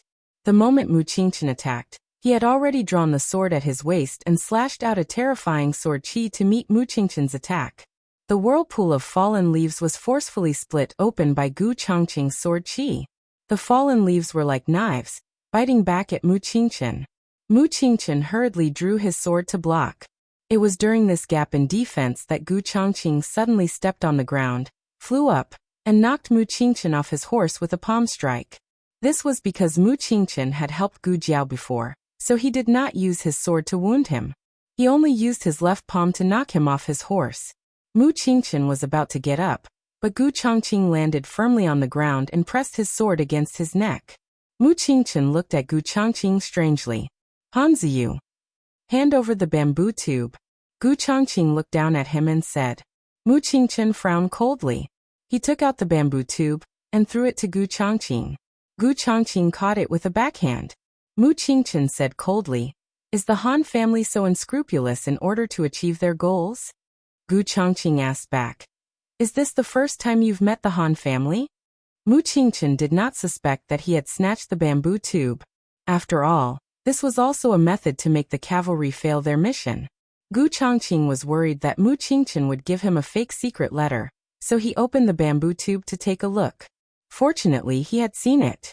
This was because Mu Qingchen was not a spy at all. He was a cavalry member of the 3rd Fire Beacon Battalion. Gu Changqing was confused. Why did a cavalry member like him come here instead of attacking the enemy camp? Gu Changqing asked calmly. Didn't you go east? Why did you come here? Mu Qingchen said unhappily. That Taoist priest kept following me. I couldn't get rid of him, so I could only take a longer route. Who could understand the fear of being followed by a big shot? Gu Jiao put her hand to her forehead. She had forgotten that the monk had told her that Taoist priest Qingfeng had no sense of direction. Taoist priest Qingfeng followed Mu Qingchen because he did not know the way. As for why he only followed Mu Qingchen among so many people, it was because he had borrowed a compass from the state preceptor the day before yesterday. The compass could give him a general direction. If he went east, Mu Qingchen would also go east. Once Mu Qingchen deviated from the direction, Taoist priest Qingfeng would not follow him. Gu Changqing withdrew his long sword. I won't hurt you. You're out of the game. It was impossible to return the bamboo tube to him. That would expose the hidden mission. Gu Changqing got back on his horse. He took a long detour before returning to Gu Jiao's place. At this time, Mu Qingchen had already left on his horse. Are we going to find Taoist priest Qingfeng next? Gu Changqing asked. Gu Jiao thought for a moment. Taoist priest Qingfeng is too difficult to deal with. Let's go find 5th grandfather Han and Jun Xiuhan first and make an ally. Okay. Gu Changqing agreed without hesitation. He had never thought of himself as the leader of this selection. He respected all of his sister's decisions and was willing to pay any price. The two of them followed the shortcut on the map and arrived at the location of the second fire beacon camp surprise attack, Huang Shipo. At this time, this place had not been conquered by the cavalry yet. The two of them directly showed up and wiped out the enemy camp. These soldiers were all NPCs in the examination room, not the real enemy. Gu Jiao and Gu Changqing were careful. They did not hurt anyone and only tied them up. Then the two of them began a long wait. Do you think it will be Jun Xiuhan or fifth grandfather Han? Gu Jiao asked. Who do you think it will be? Gu Changqing asked. Fifth grandfather Han, Gu Jiao said. Speak of the devil. The sound of hurried horse hooves could be heard. The person on the horse was really fifth grandfather Han. Gu Jiao hurriedly hid with Black Wind King. After fifth grandfather Han rode his horse to the scene, he looked at the messy temporary camp and then looked at Gu Changqing. He frowned and asked, "What happened?" Gu Changqing said, "I was ordered by the crown prince to help fifth grandfather pass. I saw that fifth grandfather was heading southeast, so I planned to take a shortcut to meet up with fifth grandfather, who knew that I would hear fighting halfway, so I came to take a look." "What's your mission?" fifth grandfather Han asked. Gu Changqing threw his bamboo tube to him. Fifth grandfather Han opened Gu Changqing's bamboo tube. The contents were similar to his, but the difference was that Gu Changqing wanted to raid Jade Moon Pool and head to the first fire beacon camp. Gu Changqing said without changing his expression, "I'm guessing that the selection this time was to see who could reach the designated camp first. Priest Qingfeng's horse couldn't beat fifth grandfather's horse, so he could only snatch fifth grandfather's letter and prevent fifth grandfather from completing the mission." Fifth grandfather Han frowned. "You're saying that Priest Qingfeng raided this place?" Gu Changqing lied through his teeth. "Yes, when I came, I saw him leave here with a letter in his hand." "Where did he go?" fifth grandfather Han asked in a low voice. Gu Changqing pointed to the east. "That way." "Fifth grandfather, I'll go with you." Gu Jiao rubbed his chin. So smooth. It wasn't that fifth grandfather Han was stupid, but that fifth grandfather Han didn't have God's view and didn't know about the hidden mission. Gu Changqing even gave him his bamboo tube, so what else could he suspect? Purple grass pool should be nearby. Why can't I find it? Priest Qingfeng circled the area 5 times with the compass. On the 6th lap, fifth grandfather Han appeared with a murderous aura. The black demon horse raised its front hooves and bit at Priest Qingfeng's white horse like a ferocious beast. Daoist Qingfeng leaped into the air and protected his horse. He then slapped the black demon horse's head with his palm. How could fifth grandfather Han let him do as he wished? Fifth grandfather Han's palm met the wind from Qingfeng's palm. Powerful internal energy collided. If fifth grandfather Han wasn't riding the black demon horse, he would have suffered internal injuries from the shockwaves. He couldn't exhaust the black demon horse too early. He still had to rely on it for the 300-mile raid later. Fifth grandfather Han got off his horse. Fifth grandfather Han's silver hair was like the moon, and his cold eyes shone. "Hand over the letter. Otherwise, I'll make sure you don't walk out of here alive." Priest Qingfeng was a spy, so he did have a secret letter in his hands. He thought fifth grandfather Han wanted to steal his secret letter. He said, "Come and get it if you can." In fifth grandfather Han's ears, Priest Qingfeng was admitting that he had stolen Huang Shipo's secret letter. He attacked Priest Qingfeng with a killer move. Neither of them used any weapons, but their bare-handed fight turned the forest into a smoke-filled battlefield. Gu Jiao and Gu Changqing followed behind. The two of them rode on their horses and watched the fight between Priest Qingfeng and fifth grandfather Han from afar. The two of them fought fiercely, and it was hard to tell who had the upper hand. The birds in the forest were so scared that they fluttered their wings and flew away. The ferocious beasts also let out fearful roars and fled in all directions. "Is Hanxi's martial arts that high?" Gu Jiao sighed. She was almost on par with Priest Qingfeng. Gu Changqing said, "I'll go help." Gu Jiao nodded. "Okay." Gu Changqing rode his horse and stopped it near the two of them. He tried his best to prevent the innocent horses from being affected by the internal force. "Fifth grandfather, I'll help you." Gu Changqing drew his long sword and joined the fight. Priest Qingfeng's aura suddenly surged. Gu Changqing frowned. What a powerful internal force. Priest Qingfeng rose into the air. The aura around him flowed as if it had formed a huge invisible 8 trigrams plate behind him. In the array, he slammed his palm down and knelt on one knee. The wind from his palm hit the ground hard. In an instant, sand and stones flew and leaves filled the sky. Taoist Qingfeng seemed to be in a passive position in the fight just now, but he actually had absolute control. Gu Changqing and 5th Master Han both fell into his array. Gu Changqing was in the east, in the Li position, while 5th Grandfather Han was in the west, in the Cam position. In his array, he was the king. He shouted, "Li can break." His powerful inner strength was infused with the boundless Tao will of heaven and earth. Like countless invisible blades, they attacked Gu Changqing and 5th Master Han with the power of mountains and rivers. Both of them were sent flying. Gu Jiao frowned and galloped over.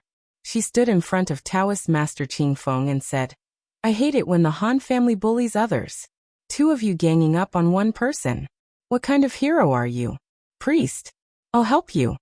Priest Qingfeng's attack had used up a lot of his internal force. He needed some time to recover. It was not that Gu Jiao could not take advantage of the situation. However, if he recovered and came after her, she would be done for. Therefore, she had to be smart. 5th Grandfather Han immediately stood up after falling to the ground. He was more resilient than Han Yi. Just as 5th Grandfather Han was about to attack Gu Jiao, Gu Changqing also stood up with a hand on his chest. "5th Grandfather, you don't have to deal with this immature brat. I'll deal with him." The brother and sister fought fiercely on the field. They looked fierce, but they did not use much strength. Gu Jiao's back was facing Priest Qingfeng. She put her hands together and blocked Gu Changqing's long sword. Gu Changqing gave her a look. Gu Jiao nodded slightly. "Die." Gu Changqing hit Gu Jiao's shoulder with his palm. His powerful internal force sent her flying, and she fell toward Priest Qingfeng. Taoist Qingfeng leaped into the air and grabbed Gu Jiao's soft waist. Gu Jiao moved her fingertips and put Priest Qingfeng's small bamboo tube into her sleeve. At the same time, she put Mu Qingchen's bamboo tube back on his waist. In this way, Priest Qingfeng would discover it later if the weight didn't change. Priest Qingfeng and 5th Grandfather Han joined the battle again. Gu Jiao and Gu Changqing were fighting farther and farther away.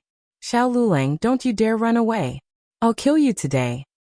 The brother and sister galloped on their horses until they could no longer hear Priest Qingfeng and 5th Grandfather Han's battle. Only then did they stop and let out a sigh of relief. "How was it?" Gu Changqing asked. Gu Jiao took out Priest Qingfeng's small bamboo tube and took out the secret letter. She smiled and said, "It's the real secret letter." Gu Changqing looked at his sister's smile, and a smile flashed across his eyes. "Including yours, we have 2 secret letters." The last secret letter was in Jun Xiuhan's hands. The latest chapter of this book is not finished yet. For more exciting content, please scan the QR code below to download the app. The novel will be updated more quickly. Millions of novels will be read for free. There are all kinds of novels that you can't find on the internet. https://www.zhbqg.com/89642_8964286/1065709662. HTML Genius remembered the website address in 1 second. www.zhbqg.com Biku Pavilion mobile reading website. Chapter 764. The newest chapter of this book is not finished yet. For more exciting content, please scan the QR code below to download the app. Novels are updated even faster. Millions of novels are free to read. Novels that can't be found online are all here. Jun Xiuhan's destination was the second fire beacon camp. Gu Jiao spread out the map and Xiaoheng's markings were very clear. Gu Jiao pointed at the cinnabar path and said, "Under normal circumstances, Jun Xiuhan would take this path. It is relatively flat and wide. He should have reached this birch forest by now. There is actually a small path that can go around, and that is to cross the river." Gu Changqing looked at the sky and said, "It hasn't rained in the past few days. The river shouldn't be too turbulent. We can cross it. The two took a detour and entered the birch forest, successfully blocking Jun Xiuhan's path. As before, it was Gu Changqing who appeared. Gu Changqing blocked Jun Xiuhan's path and coldly said, "Hand over your bamboo tube." Jun Xiuhan was a tall young man. He had the scholarly aura of the world's literati. If one hadn't seen him fight, no one would have seen him as an expert at first glance. But Gu Changqing and Gu Jiao both understood that people who could reach this stage definitely didn't rely on luck. Jun Xiuhan looked at Gu Changqing in front of him, and didn't seem to be surprised. He looked at the large tree not far away and said, "Do you want it or that person?" Gu Jiao raised her eyebrows. "Oh, so she was found out?" Jun Xiuhan could do it. Gu Changqing calmly said, "What, that person, this person? Cut the crap and hand it over." "I won't give you the bamboo tube." Jun Xiuhan's eyes coldly looked in Gu Jiao's direction. "If you want it, come and get it yourself." Was he trying to provoke her? Gu Jiao glanced at Jun Xiuhan from behind the tree. This Jun Xiuhan gave her an indescribable feeling, as if all her disguises had been seen through by him. Since that was the case, there was no need to continue hiding. Gu Jiao rode Black Wind King out from behind the tree, and stopped beside Gu Changqing. Her gaze fell on Jun Xiuhan's young and handsome face. "I'm here to get it." She had observed Jun Xiuhan in the barracks, and she believed that Jun Xiuhan had observed her as well. However, this was the first time they had truly met. When Jun Xiuhan saw her standing with the Han family, there was not a trace of surprise in his eyes. So Jun Xiuhan already knew that she was in cahoots with Han Ziyu? How could he tell? "I'll fight you," Gu Jiao said. "I won't fight you," Jun Xiuhan said. Gu Jiao tilted her head and looked at Jun Xiuhan. Jun Xiuhan took off the bamboo tube from his waist and threw it to Gu Jiao. Gu Jiao. Gu Jiao took the bamboo tube and checked the note inside. It was a secret letter. Jun Xiuhan did not use a fake one to deceive her. Gu Jiao was completely confused. Even Gu Changqing was extremely confused. They were prepared to fight to the death with Jun Xiuhan. But this was it? As if seeing Gu Jiao's confusion, Jun Xiuhan said indifferently, "I owe someone a favor, and now I'm returning it to you." "Who do you owe a favor to that you want to return it to me?" Gu Jiao asked. Jun Xiuhan did not answer. He pulled on the reins and the horse turned around, going back the way they came. But before he could take 2 steps, he suddenly pulled on the reins. There's killing intent. The next second, there was the sound of something tearing through the air from the other side of the forest. Jun Xiuhan dodged to the side. Gu Changqing pulled out his sword and blocked the hidden weapon that was aimed at Gu Jiao and himself. Gu Jiao looked at the dart embedded in the tree and said indifferently, "Tang sect, Qi Xian." "Ha ha ha. That's right, it's me." Accompanied by arrogant laughter, Qi Xian led a dozen black-clothed men to descend from the sky. The black-clothed men surrounded the 3 of them. In order to avoid making too much noise and being noticed by the examiners, they did not ride horses. They all used qinggong to sneak into the forest.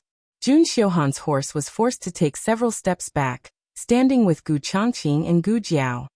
"We meet again," Qi Xian said to Gu Jiao with a smile. Then his gaze fell on Gu Changqing's face. "It's you." Gu Changqing was riding a black wind steed. Only 3 people entered the forest on black wind steeds. 5th Master Han's new Black Wind King, Gu Jiao's old Black Wind King, and Han Ziyu's steed. Qi Xian laughed coldly. It seems that the Crown Prince made a mistake this time. He actually allowed a spy to sneak into his residence. "Unfortunately, you're unlucky to have run into me. Today, I'll settle the score with you for severing Han Ye's leg tendons." Gu Jiao raised her eyebrows. "Oh, your leg's healed?" At the mention of this, Qi Xian's face darkened. Back in the forest, this brat had said 1, 2, 3, and then they would fight. In the end, as soon as he shouted 1, he stabbed his thigh with a spear. Stabbing wasn't enough. He even twisted his thigh, almost causing him to die from the pain. Qi Xian threatened coldly, "Xiao Lulang, don't be too proud. No matter how many times you stabbed me with your spear, I'll return it 10 times over."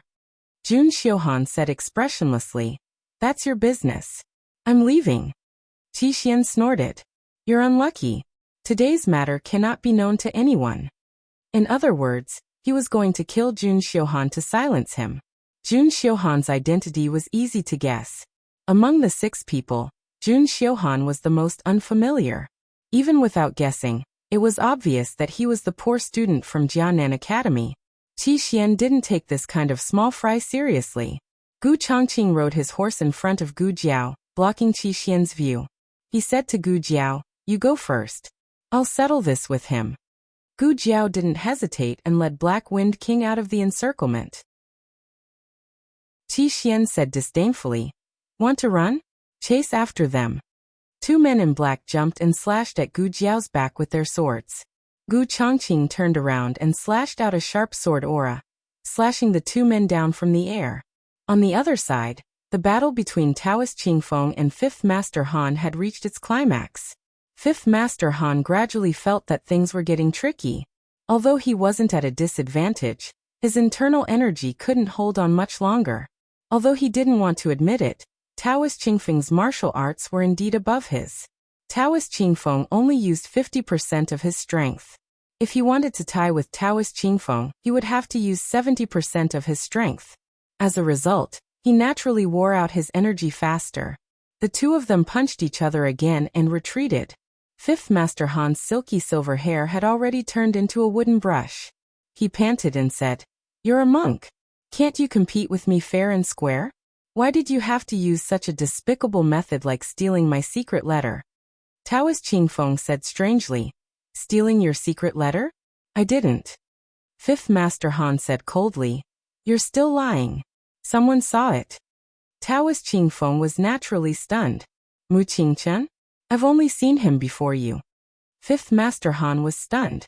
If someone else said this, he would think that they were lying, but Taoist Qingfeng, he frowned. "You didn't go to Huang Shipo just now?" "No," Taoist Qingfeng said. 5th Master Han said, "You didn't steal my secret letter either?" Taoist Qingfeng said, "My secret letter is mine." 5th Master Han was stunned again. "Yours?" "Yes." Taoist Qingfeng nodded and took the bamboo tube from his waist. The moment he took it, he sensed that something was wrong. He had made a mark on his bamboo tube, but this one was unmarked. "What's wrong?" "My bamboo tube has been replaced." 5th Master Han walked over to him suspiciously. Taoist Qingfeng opened the bamboo tube. The note inside had already been taken away by Gu Jiao. It was empty. 5th Master Han pondered for a moment and reached out to Taoist Qingfeng. "Give me the bamboo tube. I have a way." Taoist Qingfeng gave it to him without hesitation. 5th Master Han frowned. "Aren't you afraid that I'll take your bamboo tube and run away?" Taoist Qingfeng glanced at him. "I can take it back." 5th Master Han couldn't refute. "This is a military messenger tube. To prevent anyone from tampering with it, a message is left on the inside of the tube." As he spoke, he opened the bamboo tube and took out a fire roll to warm the outside of the bamboo tube. Not long after, a line of small words appeared on the inner wall of the bamboo tube. "Enter the Pine Mountain Range and ambush the enemy camp near the Purple Grass Pond. Seize the secret letter and deliver it to the 3rd Fire Beacon Camp. Personally hand it over to the left Deputy General of the garrison." 5th Master Han wasn't too surprised. He guessed that they were going to deliver the secret letter to different fire beacon camps. "This should be Mu Qingchen's," said 5th Master Han. Only Mu Qingchen and Taoist Qingfeng were going to the 3rd Fire Beacon Camp. If it wasn't Taoist Qingfeng's, then it could only be Mu Qingchen's. Taoist Qingfeng suddenly said, "Huh? His mission is different from mine." 5th Master Han looked at him in confusion. "What's your mission?" Taoist Qingfeng read out the contents of the letter from his memory. "I'm a spy. I'm going to deliver the secret letter to the 3rd Fire Beacon Camp." 5th Master Han pondered. "Only Xiao Luleng got close to you just now. If your bamboo tube was switched, then it must be Xiao Liulong's doing. Strange. Why did he steal your bamboo tube? Don't we all have our own missions?" Taoist Qingfeng thought for a moment and said, "Maybe it's because my secret letter is the only real one?" "The real letter?" 5th Master Han was even more confused. Taoist Qingfeng did not shy away from reading out his mission. "You are a Turkic spy. This is the real secret letter from the Turkic army. Quickly take the only secret letter to the 3rd Fire Beacon camp, and personally hand it to the right deputy general of the rebel army in the camp. After that he and 5th Master Han fell silent. The two of them finally realized that something was wrong. Han Ziyu, Mu Qingchen, and I have similar missions. The only difference is that we're going to rob different places and destinations. The three of us are all cavalrymen. If the secret letter in your hand is the real one, then the one we robbed from the enemy camp is fake. No wonder Xiao Lulang stole your secret letter. Only your secret letter can complete the mission. No, Taoist Qingfeng said. If there are 3 cavalrymen, then there should be 3 spies. You cavalrymen have the same mission, so we spies must have the same mission. The secret letter in my hand is not the only real one. The secret letters in the hands of the 3 spies are all real. Your cavalry's mission is to obtain all 3 secret letters, while our spy's mission is to destroy the other 2 secret letters, and turn our secret letter into the only one that exists.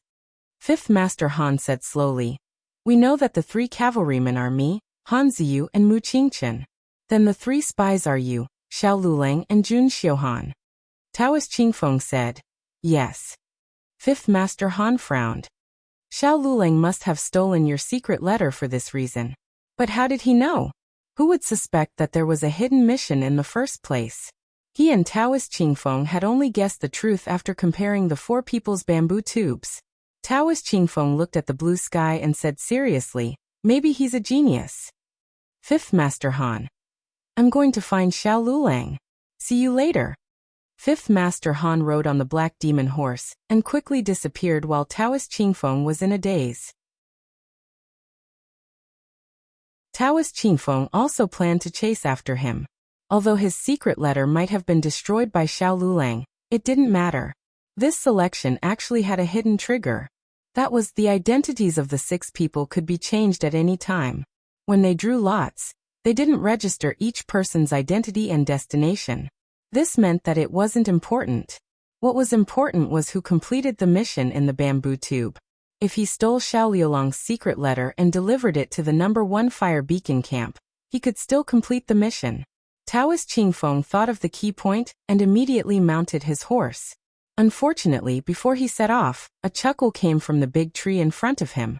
Liao Chenzue was lying on a lush branch. He supported his head with one hand and held a wine pot with the other. He raised his head and drank a mouthful of wine.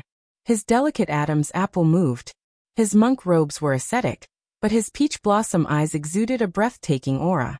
The mole under his eye gave him a natural temptation. It was as if he could be a Buddha who delivered all living beings from torment or a demon who brought chaos to the world. He smiled and said, I'm lonely. Why don't you have a drink with me, Taoist? Gu Jiao rode on Black Wind King and galloped. Actually, just now, she had already guessed the hidden trigger. The identities of the 6 people could be changed, so even if she destroyed the other 2 secret letters, it didn't mean that she could rest easy. She had to complete the mission as soon as possible. First, she had to get out of the forest as soon as possible. It would be much safer once she was on the official road. Nobody would dare to openly assassinate her. However, just as Gu Jiao was about to walk out of the forest, 5th Master Han rode on his black demon horse and rushed over from the side. Gu Jiao felt an extremely powerful murderous aura. Her eyes turned cold as she suddenly pulled out the red tasseled spear on her back and blocked Black Wind King's head. A crisp sound of collision was heard, and sparks flew everywhere. It was a dagger. If Gu Jiao had reacted a little slower, Black Wind King's head would have been pierced by the dagger. To catch bandits, first catch the ringleader. To shoot a person, first shoot the horse. As expected of the Han family's fierce general, Gu Jiao hung the red tasseled spear on the saddle's special slot and grabbed the big bow on her back. She took out 3 arrows from the quiver and mercilessly shot them at 5th Master Han. 5th Master Han cut all the arrows with his sword. At the same time, his horse completely blocked in front of Gu Jiao and Black Wind King. Xiao Lulang, hand over your secret letter. 5th Master Han's reply was another round of arrows from Gu Jiao. 5th Master Han didn't expect Gu Jiao to be so ruthless and decisive. She didn't waste any words and just attacked. 5th Master Han was shocked by the killing intent in the youth's eyes. He narrowed his eyes and swung out a sharp sword aura, instantly shattering Gu Jiao's arrows into pieces. Gu Jiao raised her hand and pulled off the cloak on her body. The youth was wearing red battle clothes and black iron armor. She jumped down from the horse's back. Fifth Master Han felt the youth's powerful aura, but in the next second, he was shocked by the braided red tasseled spear in the youth's hand. Where did this weapon come from? It was so eye-catching. Although it was eye-catching, the strength of the spear shocked Fifth Master Han once again. Fifth Master Han's black demon horse trembled. Fifth Master Han frowned and blocked Gu Jiao's red tasseled spear with his sword. Then he jumped off his horse and slashed at Gu Jiao with his sword. Gu Jiao blocked the sword, and both her arms were slightly numb. No wonder she could fight Taoist priest Qingfeng for so long. It wasn't that Taoist priest Qingfeng went easy on her, but this guy was really strong. Fifth Master Han said coldly, "Xiao Lulang, you're no match for me. According to today's rules, I can't kill you, but I have 100 ways to torture you. So you'd better hand over the secret letter obediently, or else you'll suffer." Fifth Master Han was already very difficult to deal with.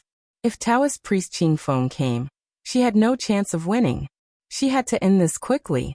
Gu Jiao didn't hesitate anymore. She looked coldly at Fifth Master Han.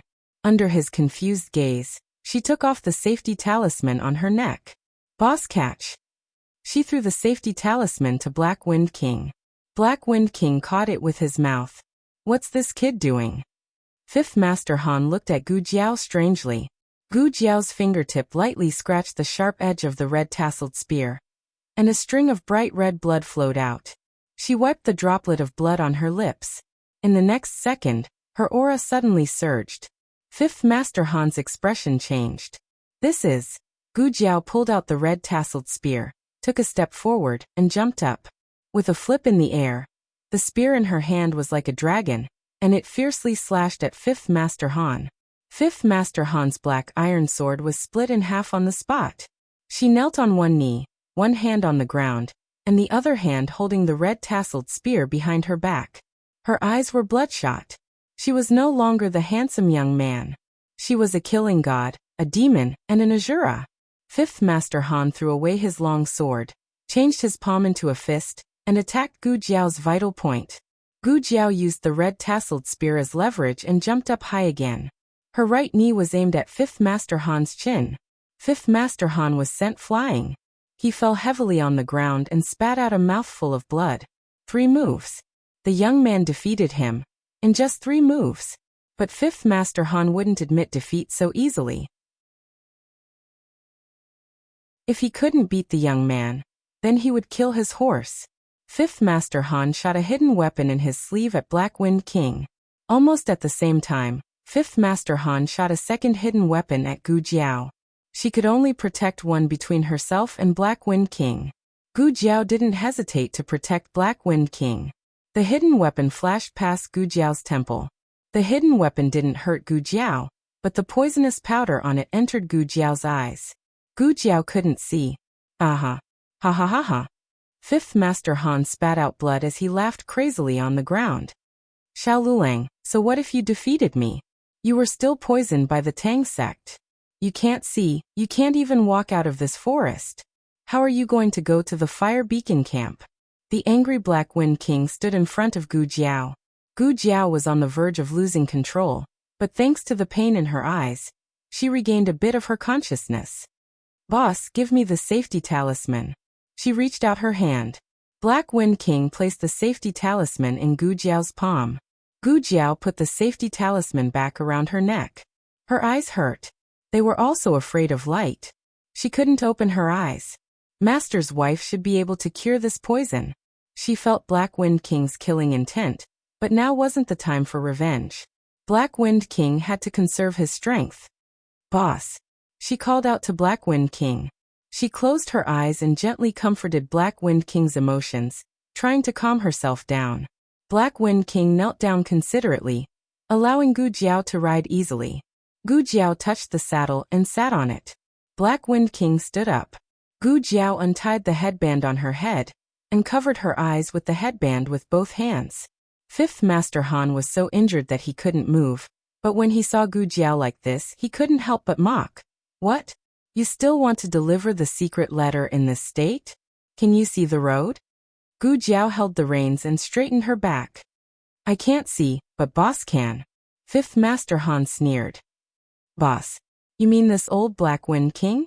I admit that it's an excellent warhorse, but it's a pity that it has never been to the Fire Beacon camp in the Han family's 15 years.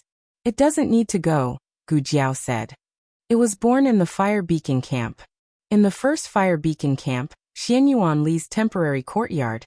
It lived there until it was a year old before it was taken back to the Xianyuan family's mansion. Gu Jiao bent down and gently stroked Black Wind King's mane. Can you remember, boss? You must remember, just like how you remember your master. The Black Wind Cavalry didn't belong to the Han family. This dangerous 300 miles was not the road to pass the level, but the road to bring the Black Wind Cavalry home. The Black Wind Cavalry had been waiting for this day for a long time. Bring the Black Wind Cavalry home, boss. Fifth Master Han sneered. Xiao Lulang, don't waste your time. You won't be able to walk out of this forest. Before he could finish speaking, he saw the Black Wind Cavalry let out a long howl towards the sky. It suddenly raised its front hooves, and like an arrow leaving a bow, it rushed towards the northeast with Gu Jiao. That direction was the first Fire Beacon camp. Fifth Master Han was so angry that he wanted to vomit blood. Xiao Lulang, it's useless. Your horse is already old. It can't run 300 miles. It has to rest every 30 miles. Taoist Qingfeng will catch up to you. The Han family will also catch up to you. Lightning flashed and thunder roared. Torrential rain poured down like a pillar. Black Wind King galloped through the hail like rain. It had already galloped for 100 miles without stopping. It wanted to bring the Black Wind Cavalry home, and it also wanted to bring Gu Jiao home. Digression, the Black Wind Cavalry babies are going home in the next chapter. Oh, please give me a monthly ticket. The latest chapter of this book is not finished yet. For more exciting content, please scan the QR code below to download the app. Novels are updated faster and more complete. Millions of novels are free to read. Novels that can't be found online are all available here. https://www.zhbqg.com/89642_8964226/106555041. HTML Genius memorized this website's address. www.zhbqg.com Bikugo mobile reading website.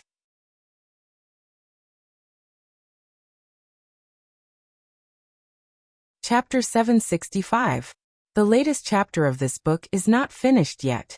For more exciting content, please scan the QR code below to download the app. Novels are updated even faster. Millions of novels are free to read.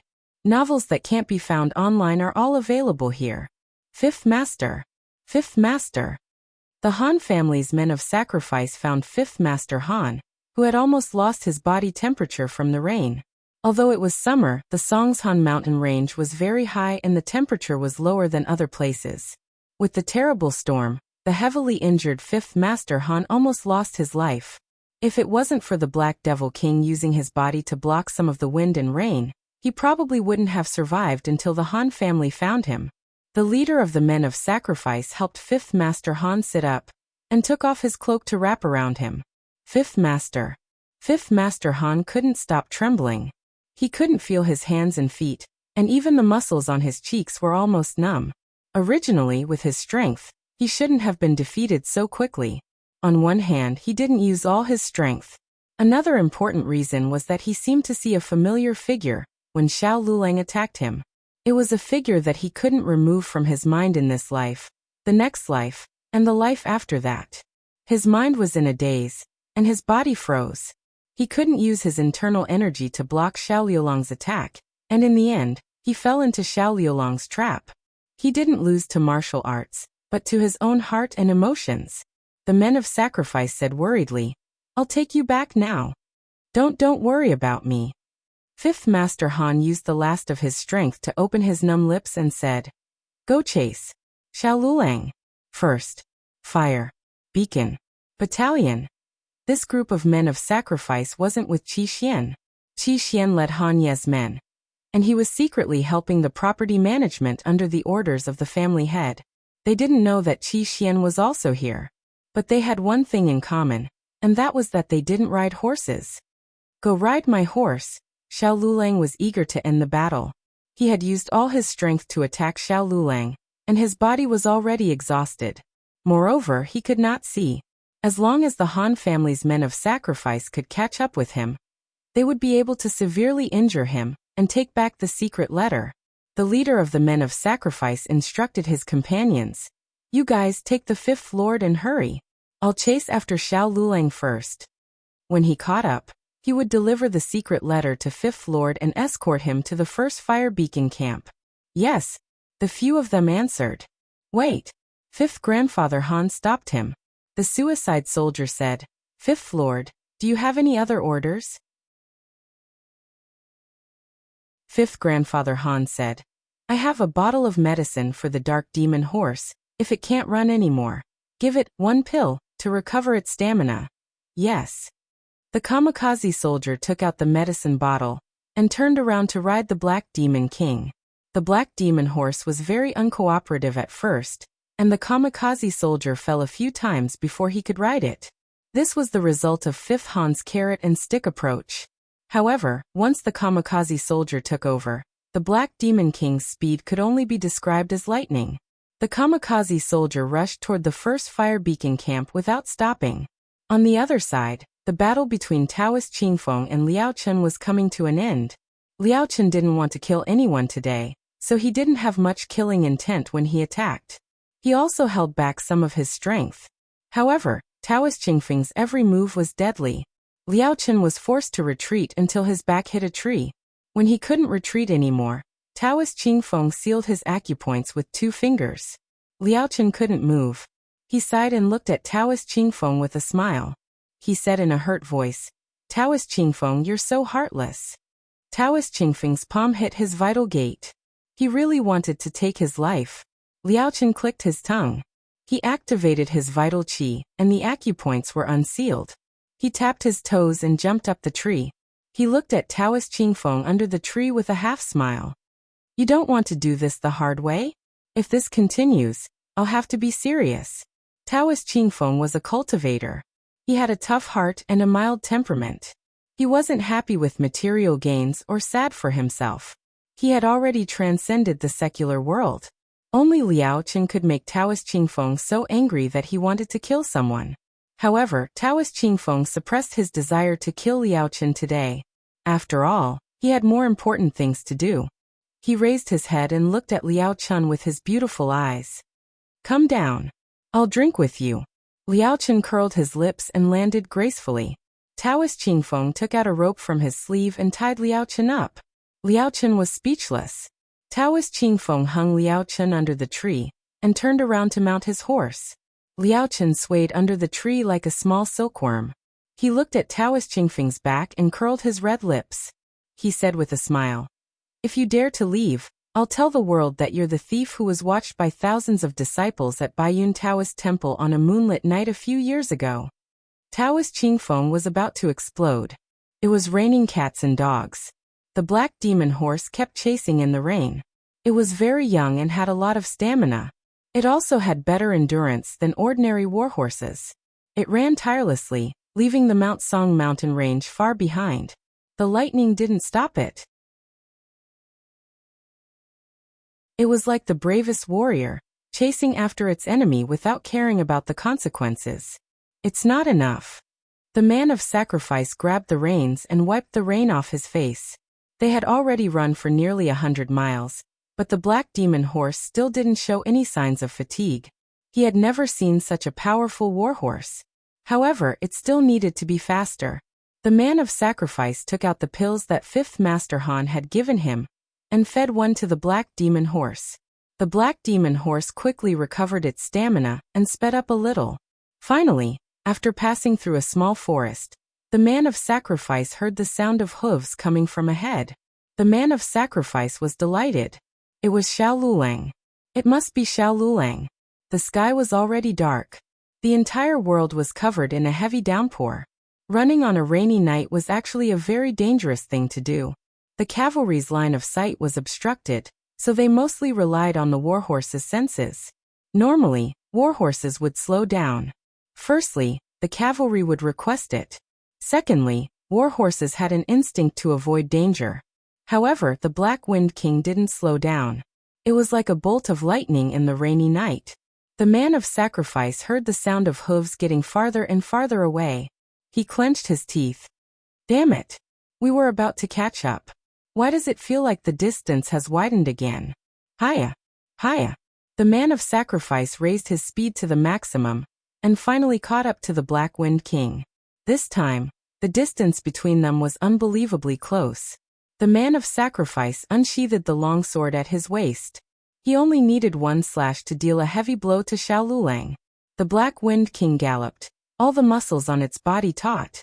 Just as the man of sacrifice slashed down, it suddenly swerved to the right and charged into the fork in the road ahead. Me. The man of sacrifice slashed down. Because he didn't expect the Black Wind King to suddenly change directions. He didn't even have time to pull the reins and stop. The Black Devil horse was too fast. In the blink of an eye, it was already 100 feet away. If it turned around and chased after the Black Wind King, it would be even harder to catch up. Forget it. You've left the fork, so you'll have to return to the main road. I'll wait for you in front. However, the Black Wind King didn't give him the chance to stop him. When he returned to the main road, he was only a horse's length away. But the Black Wind King had already run ahead. I didn't catch up again. The man of sacrifice was so angry that he didn't feel good. Wasn't it an old horse? How could it run so fast? However, it wasn't all smooth sailing ahead. There were other guards from the Han family guarding the road. When they heard the sound of galloping hooves, they drew their long swords and lined up to block the road. They were ready for battle. The Black Wind King didn't hesitate at all. As if it was breaking through mountains and rivers, it broke through the blockade of the Han family guards. 2 of the Han family guards were sent flying. It was too fast. It was too strong. This wasn't the Black Wind King they knew. The Black Wind King wasn't this strong. One of the bodyguards looked in the direction where the man and the horse had left and shouted, "Cut the rope for me." The cable bridge was in front. The guard guarding the bridge on the other side pulled out his sword and cut the ropes at the end of the bridge. The wooden bridge broke, and the broken parts hit the cliff with a loud noise. There was a distance of 10 feet between the 2 cliffs. No horse could cross it. However, the guards were surprised to find that the Black Wind King didn't slow down. What is it trying to do? It can't be trying to cross it, right? It's courting death. Are the soldiers stupid? Why aren't they stopping it? Hey!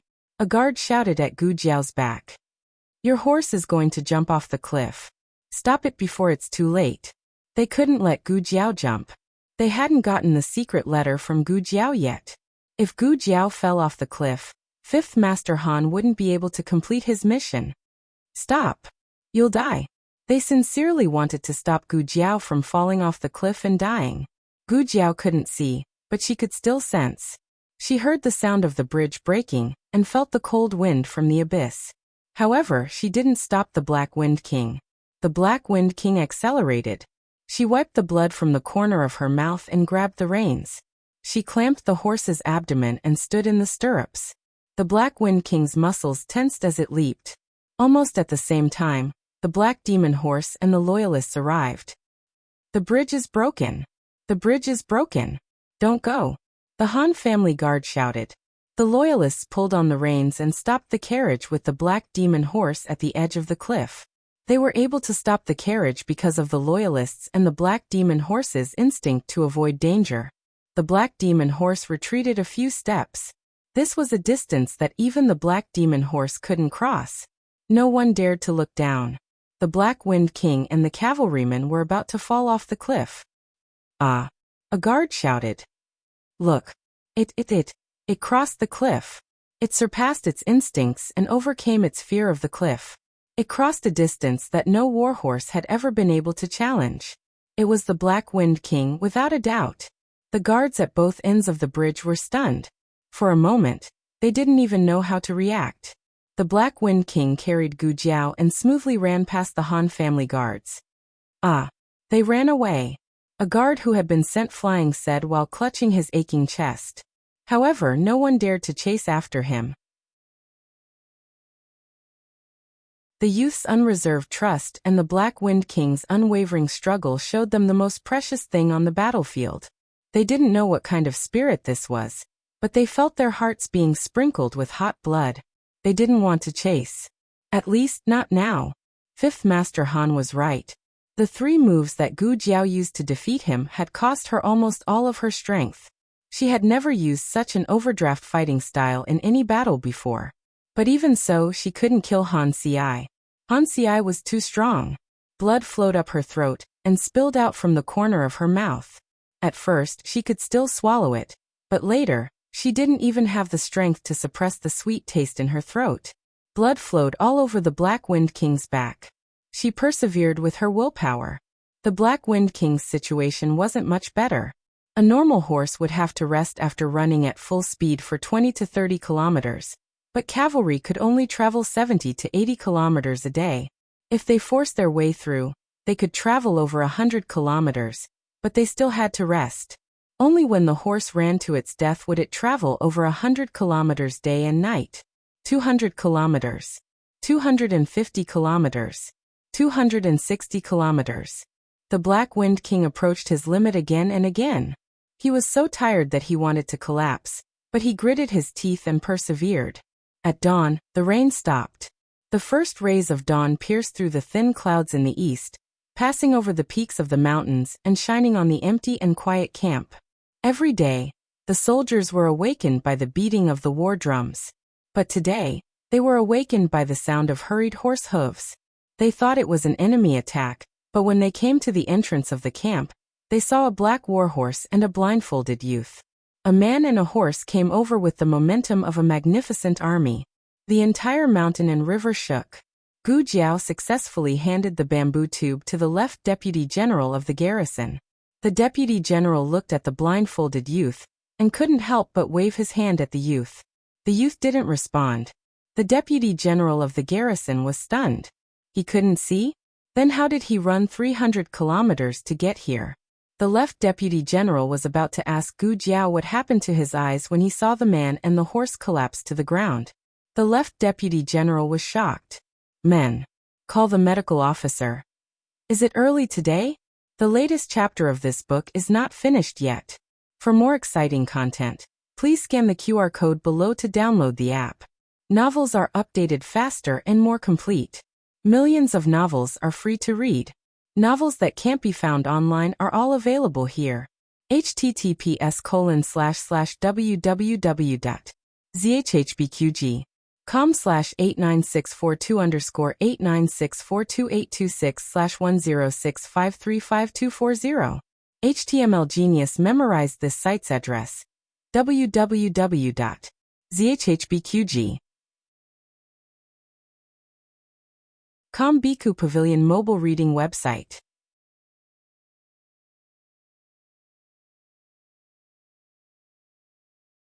Chapter 766. The latest chapter of this book is not finished yet. Please scan the QR code below to download the app. The novel will be updated more quickly. Millions of novels will be read for free. All the novels that cannot be found on the internet are available here. In the hot summer, the cicadas on the trees kept chirping. Gu Jiao woke up to the sound of cicadas. She slowly opened her eyes.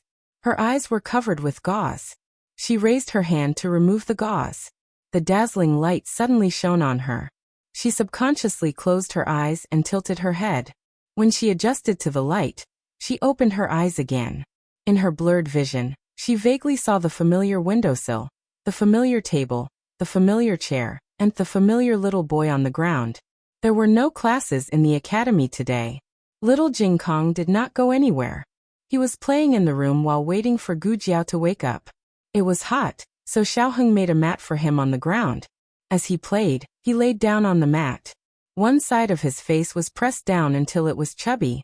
Saliva flowed all over the floor, and his little butt stuck up high as he fell asleep. Awake? A man's low voice came from above her head. Gu Jiao blinked and looked up at Xiaoheng. This position was too difficult.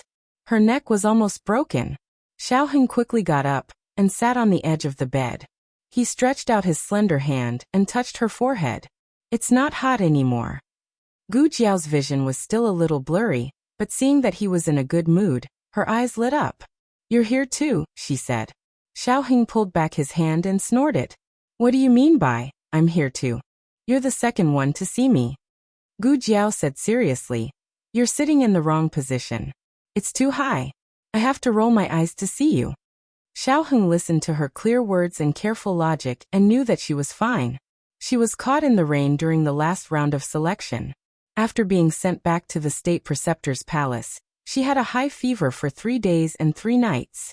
Her fever only subsided this morning. It was now afternoon. How are you feeling?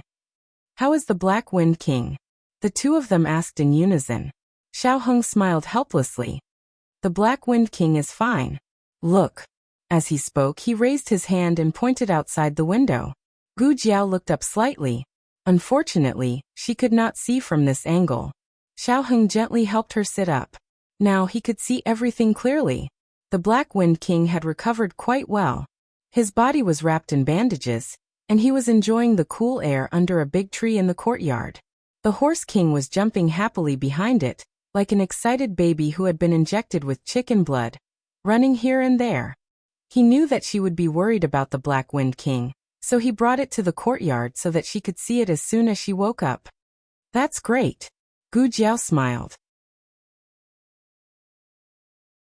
The Black Wind King and Black Gu Black Wine Black Wind King Black. A silent tacit understanding flowed in the eyes of the man and the horse.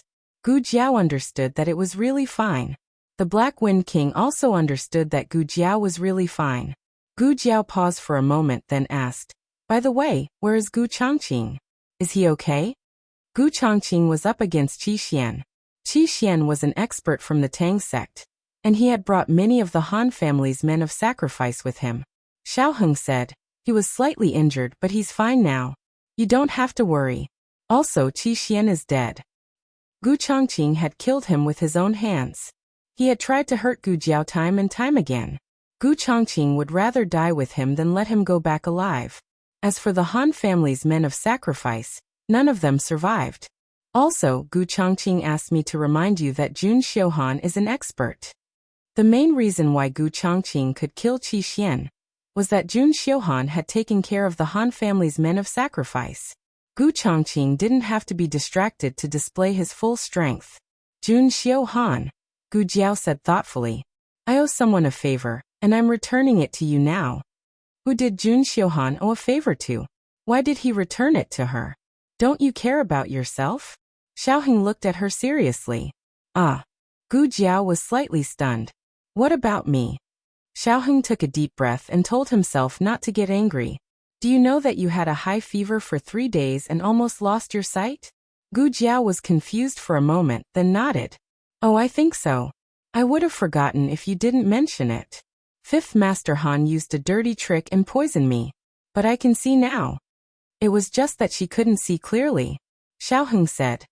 Madame Nen came and detoxified the poison for you. Your eyes will slowly recover. Don't run around before that. Gu Jiao opened her mouth. I know what you want to ask. Xiaoheng knew her too well. She didn't care about herself at all. She was worried about others. Xiaoheng said, Gu Changqing's antidote is almost ready. It's not a difficult poison to detoxify. It's just that some of the herbs are troublesome to dry in the sun. He'll go get it in 3 days. Can you be completely relieved now? Gu Jiao opened her mouth again. Xiaoheng sighed. It's not exposed. There are no side effects. Everything is very good. Gu Jiao hummed and said happily, Mistress, you're really amazing. Xiaoheng was angry and amused. He lowered his head and chuckled helplessly. Then he held one of her hands and raised his hand to tidy up her hair. You're amazing too, my commander-in-chief. Gu Jiao opened her eyes wide. Ha! In the throne room, the ministers had different opinions about appointing Xiao Lulang as the new commander-in-chief of the Black Wind Battalion. Your Majesty, I don't think it's appropriate. The governor came out with the ceremonial tablet in his hand. Dongwei, the minister of the Ministry of Justice, asked, Lord Su, what's wrong with it? The governor's surname was Su. He was the old master of the Su family and Mu Qingqian's grandfather. He said coldly, "How can the Yan dynasty appoint a man from the Zhao kingdom as the commander-in-chief?" Dong Wei said, "He has been adopted by Dukan. He's from the Yan dynasty." "That's still inappropriate." Old Master Su objected firmly.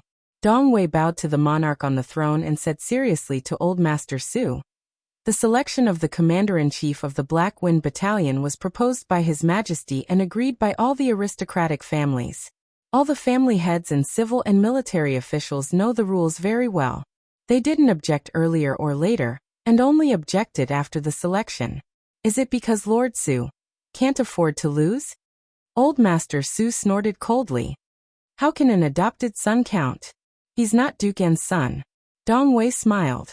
"But I remember that an adopted son of the Su family also participated in the selection. Of the 2 places of the Su family, one was given to Mu Qingqian, and the other was a master invited from outside. Of course, the master was not there to compete for the first place, but to exhaust the opponents for Mu Qingqian. Everyone knew that this was a routine operation of the selection, but they didn't say anything."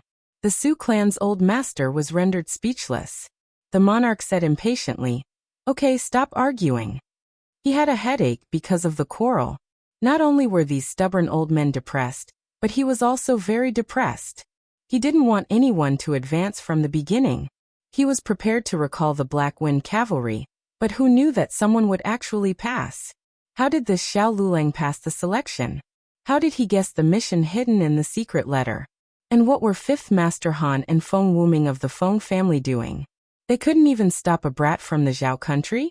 He would rather the Feng family take away the military power than let the Duke N's mansion take advantage of it. However, he was the monarch of a country. His words were golden, and he couldn't change them. He was crazy, he was tyrannical, but he had a good reason for doing so. He was only good at using the heaviest punishment to measure the lightest mistake, but it didn't mean that he would punish people if they didn't make a mistake. Those were all private operations that couldn't be done in public. "Han Lei," the monarch said irritably, "this minister is here." Han Lei took a step forward while holding the ceremonial tablet. The monarch's heart was bleeding. He held back his anger and reluctantly said, "Send the Black Wind Battalion's commander flag, commander seal, and token to Xiao Lulang of the Duke N's mansion." Han Lei painfully said, "Yes." After the Mu family lost 200,000 soldiers, the Han family also lost 50,000 Black Wind cavalry. Gu Jiao got up from the bed. There were no female disciples in the state preceptor hall. These days, Shangguanyan's palace maid changed her clothes for her. Today, the palace maid was not here, so Xiao Heng had a rare opportunity to take care of his wife. Gu Jiao sat on the bed. Xiao Heng stood behind her and tied her hair. She was dressed as a teenager, so her hair was gently tied with a hairband. But her hands, Gu Jiao bitterly looked at her 2 big bare paws wrapped with thick gauze. "Isn't it too exaggerated?" Xiao Heng said. "The state preceptor personally tied it for you. He said it wasn't exaggerated." Gu Jiao curled her lips. What Xiao Heng didn't say was that her hand had been holding the reins for too long. Her palm was bruised and bloody. After it dried, it stuck to the reins. The doctor didn't know where to start and cut the reins. She and the horse were sent to the state preceptor hall for the state preceptor to treat. The reason why she was sent to the state preceptor hall was because the state preceptor said that he was willing to provide treatment for the selected cavalry. If she was injured, she should be sent to the state preceptor hall. Gu Jiao fainted at that time and couldn't remember anything. Fortunately, she fainted, otherwise it would be very painful. Little Jinkong had already been carried to the bed. He changed to a sprawled position and continued to sleep soundly. One side of his face was still imprinted on the mat. Gu Jiao looked at him, then at Black Wind King and Horse King in the courtyard. Then she looked at Xiao Heng, who was treating her gently. The room was very quiet, and the cicadas were very noisy. But somehow, her heart was very happy and peaceful. She lifted the thin blanket on her body with her big bare paws wrapped in gauze, and got out of bed. Just as she took a step, her legs went soft, and she fell down with a plop. Xiao Heng hurriedly reached out to catch her, But she fell too fast and the inertia was too great. He couldn't catch her, so he had to jump forward, hold her and fall down with her. He fell heavily on the cold and hard floor. Are you okay? He hugged her tightly and asked. Gu Jiao lay on his body and shook her head. I'm fine. How about you? Are you hurt? Am I very heavy? Xiao Heng was still in a protective position. He held her waist with one hand and covered her head with the other. He smiled gently. I'm not in pain. Also, you're not heavy either. Gu Jiao asked strangely. Why are my legs so soft? She didn't expect it at all. Xiao Heng said softly. You used too much strength. You didn't rest for a day and night. You've been riding a horse all this time. It would be strange if your legs didn't go soft. Gu Jiao rested her head on Xiao Heng's strong chest and said with a long sigh. My legs don't feel like they belong to me. I can't even move my toes. Husband, you're really amazing. Xiao Heng, who didn't drive but was hit by the car, was speechless. Yu He, who just came to the door with the medicine, was also speechless. Digression. The second night watch is also very early. The latest chapter of this book is not finished yet. For more exciting content, please scan the QR code below to download the app. The novel is also updated at a faster rate. Millions of novels are free to read. There are novels with connotations that can't be found on the internet here. https://www.zhbqg.com/89642_8964226/1065343002. HTML Genius memorized the website address in 1 second. www.zhbqg.com Bikugo mobile reading website.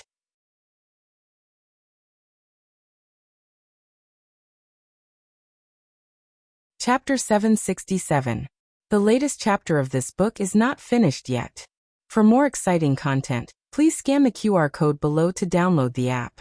Novels are updated even faster. Millions of novels are free to read.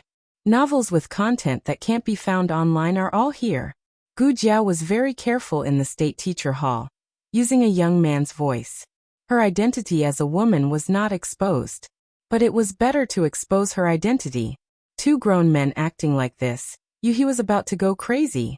What did he do wrong? Why did he have to bump into this kind of thing again and again?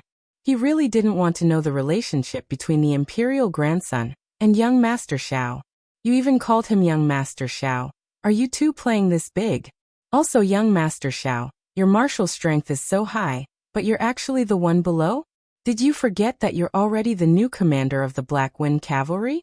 Is this how you celebrate your promotion and wealth?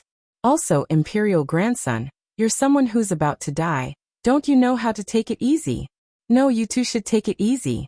One is a patient, the other is an injured person, even if it's an injury.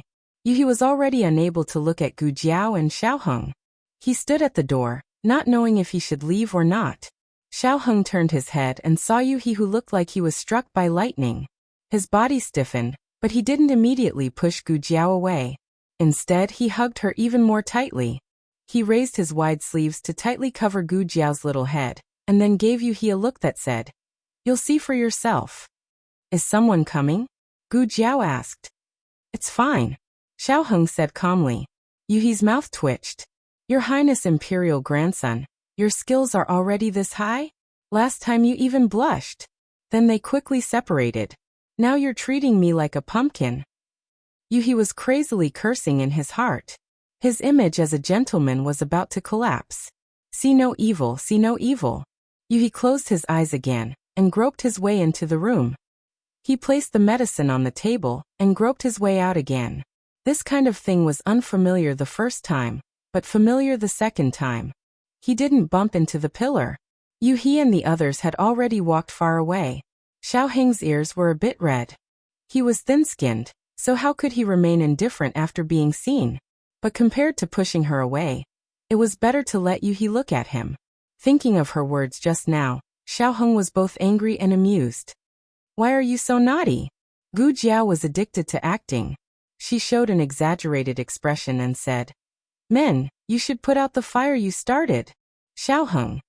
Gu Jiao had a small notebook, and she wrote down one stroke after another.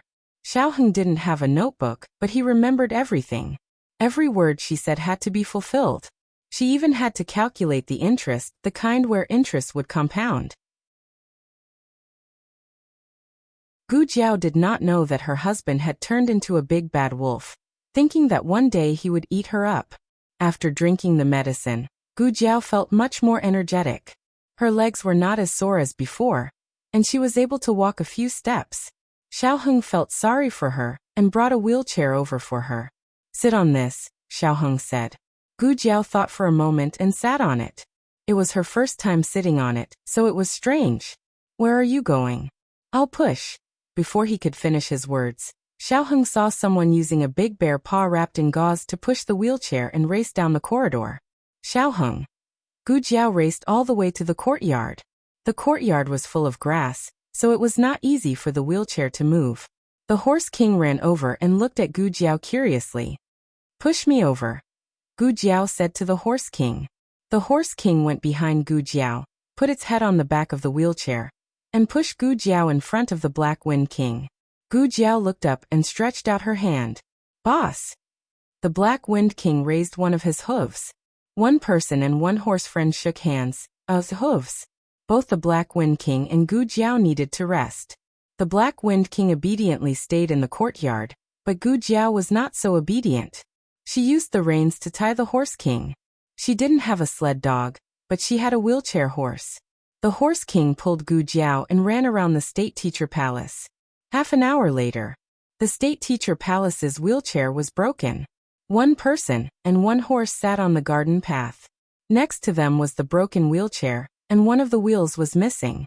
One person and one horse were covered in grass, but their expressions were the same, innocent. When Yi Qing rushed over with the new wheelchair, seeing the mess, he wanted to say something. Gu Jiao complained first. "The quality of your State Teacher Palace's wheelchair is not good. It needs to be improved in the future." Yi Qing heard from Yu He that young Master Xiao woke up, so he came over for his master to see how he was recovering, and whether there were any side effects. But then he saw someone crazily racing around the State Teacher Palace. He couldn't even stop him. Then he heard a loud noise. Yi Qing helped Gu Jiao back to the new wheelchair. Gu Jiao looked at the Horse King. The Horse King suddenly became energetic. Yi Qing's eyelids fiercely twitched. "Young Master Xiao, you need to rest more. You can't walk around." Gu Jiao. "Oh." She didn't plan on not walking around. At this time, the Black Wind King slowly walked over and took the Horse King away. The Horse King didn't want to leave, but the 2.5-year-old Horse King couldn't beat the Black Wind King. With one of the two troublemakers finally gone, Yi Qing was secretly relieved. Speaking of which, he didn't know young Master Xiao was so naughty before. Sure enough, people can't stay idle. Yi Qing went behind Gu Jiao, pushed the wheelchair with both hands and said to Gu Jiao, "I'll send young Master Xiao back to the Qilin Palace." Gu Jiao hurriedly said, "Wait, I'm not going back to the Qilin Palace yet. Where is your master?" Yi Qing truthfully said, "Master is in the purple bamboo forest." Gu Jiao, "And take me to your master." "Master may not necessarily see you. He's busy right now." "Forget it, I'll send you to the purple bamboo forest first, so you and little Shi don't get together and cause trouble." Yi Qing pushed Gu Jiao in the direction of the purple bamboo forest. Gu Jiao raised her hand to cover her eyes. "Is your eyes uncomfortable?" Yi Qing noticed her movements.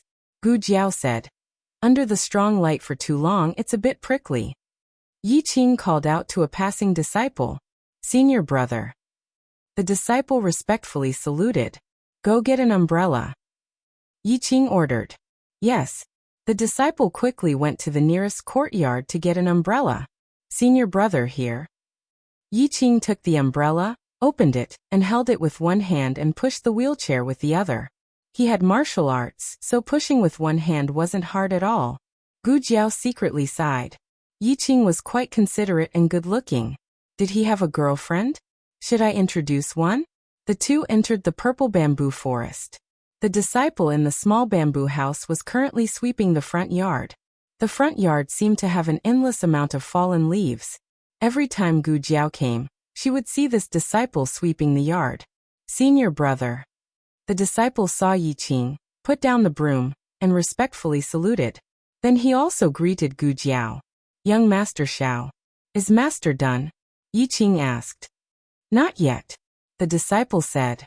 Yi Qing hesitated, but still said to the disciple, Go tell her that young Master Xiao is here. Yes. The disciple put down the broom, walked up the steps, took off his shoes, opened the half curtain, and entered the house. Not long after, the disciple came out and respectfully said, Master invites young Master Xiao in. Yi Qing deeply looked at Gu Jiao. Coincidentally, Gu Jiao also looked back at him. For eyes met, Gu Jiao asked puzzledly, Why are you looking at me like that? Yi Qing said, You are the first to make Master break the rules again and again. Gu Jiao touched her chin. That's because your Master and I both came from another time and space, so we can be considered half of the same hometown. Yi Qing pushed the wheelchair into the yard, and the disciple laid a wooden board on the steps to facilitate the wheelchair. The state preceptor was not in the central room. Come in. The state preceptor's voice came from the study. Yi Qing pushed the person into the study, and said to the state preceptor who was organizing the treasure, Master, disciple will leave first. The state preceptor faintly replied. Yi Qing turned and left the house. The study was similar to what Gu Jiao saw last time. Children's toys, rolled-up portraits, polished clay figurines. The state preceptor was currently wiping a little person on a clay figurine. The one sitting alone in a row seemed to have a very different status. The relationship between people was always progressing and getting along. There were some things that Gu Jiao would not ask before, but now she asked smoothly. Are these three little people you, Xianyuanli, and the state preceptor? No. The state preceptor said. Huh. Gu Jiao looked at him in surprise. The state preceptor stopped wiping the clay figurine and said, There is no state preceptor. Oh, then there are you and Xianyuanli. Gu Jiao looked at the little clay figurine and said, I am very curious, who is the person who can sit with you and Xianyuanli? It seems that his status is very different. A very important person, a teacher and a friend. The state preceptor said. Gu Jiao raised her eyebrows. The evaluation was a bit high. The state preceptor put the clay figurine back on the shelf, and put down the rag in his hand. He turned and looked at Gu Jiao. You seem to be recovering well. Gu Jiao said. It's okay, my legs are a bit weak, my eyes are a bit sensitive to light, and I can't use my hands. Other than that, I am fine. The state preceptor nodded. These will slowly recover, provided that you stay in the house and don't run around. It seemed that the state preceptor had also heard the news of someone racing in the state preceptor hall. Gu Jiao decisively changed the topic. I came here today to talk to you about something. Speak. The state preceptor said. Gu Jiao said seriously. It is about what you promised me last time. You said that as long as I win the Black Wind Cavalry, you will tell me the whole truth. It is time for you to fulfill your promise. The state preceptor picked up a scroll and slowly opened it. It was a portrait of Jing Yinin. He looked at the portrait and said, Last time you asked me what my relationship with Jing Yinin was. But I think that you did your best not just to know my relationship with Jing Yinin. You want to know more about Jing Yinin. Gu Jiao also glanced at the portrait. That's right, I am very curious about Jing Yinin. The state preceptor raised his eyes and looked at her with a complicated expression. Have you ever thought about why you are curious about a stranger? This question stunned Gu Jiao. Yes, why did she like Jing Yinin? The state preceptor said. You are Jing Yinin. Gu Jiao was slightly stunned. The state preceptor did not keep her in suspense and did not beat around the bush. He simply put the facts in front of her. You are Jing Yinin and Jing Yinin is you. Gu Jiao blinked and said, How is that possible? The state preceptor put the portrait back and said, Think about your medicine box and your experience. What is impossible? Gu Jiao was silent. The medicine box did have the ability to tear time and space. As for whether she was Jing Yinin or herself in her previous life, there was no doubt about the answer. She got the medicine box during a mission in her previous life. It should have belonged to her godfather, but he said that the box was too ugly and he didn't want it, so he gave it to her. Gu Jiao thought for a while and said, "That's still not right. If I am Jing Yining, why don't I have any memories of her?" The state preceptor said, "Your brain waves were damaged when you traveled through time and space, which affected your memories." The state preceptor continued, "Xianyuanzi was poisoned when she was pregnant. It was a very powerful poison that could kill both a person and a fetus. I used many methods to detoxify Xianyuanzi. Unfortunately, the mother's poison was detoxified, but the fetus poison was ineffective. The fetus died when it was born. But 2 hours later, something incredible happened. The fetus miraculously came back to life. The fetus that came back to life was me." Gu Jiao looked at the state preceptor. "How did you recognize me?" The state preceptor said concisely, "The medicine box, medical skills, habit." Gu Jiao rubbed her chin. The state preceptor looked at her in confusion. "What's with your reaction? Why are you so calm?" Gu Jiao spread her hands. "Should I be surprised? Oh my God, I'm still Jing Yining. I traveled through time more than once." The state preceptor facepalmed. "Can you put away your exaggerated acting skills? I can't look at it anymore." Gu Jiao pushed the wheelchair to the state preceptor, reached out her big bare paw, and opened the painting on her lap. She looked at the little baby girl in the painting and raised her eyebrows. "I was wondering why she was so cute." The state preceptor. Gu Jiao. "Okay, you've given me the answer. I'm going back."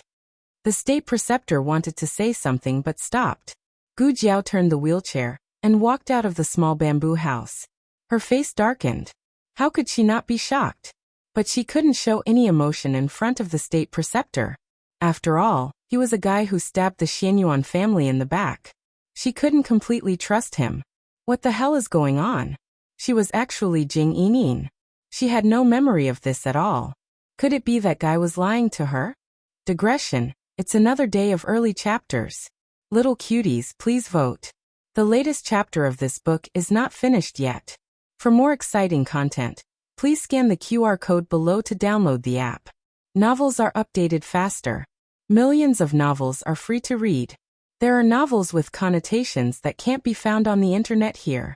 https://www.zhbqg.com/89642_8964286/10651650.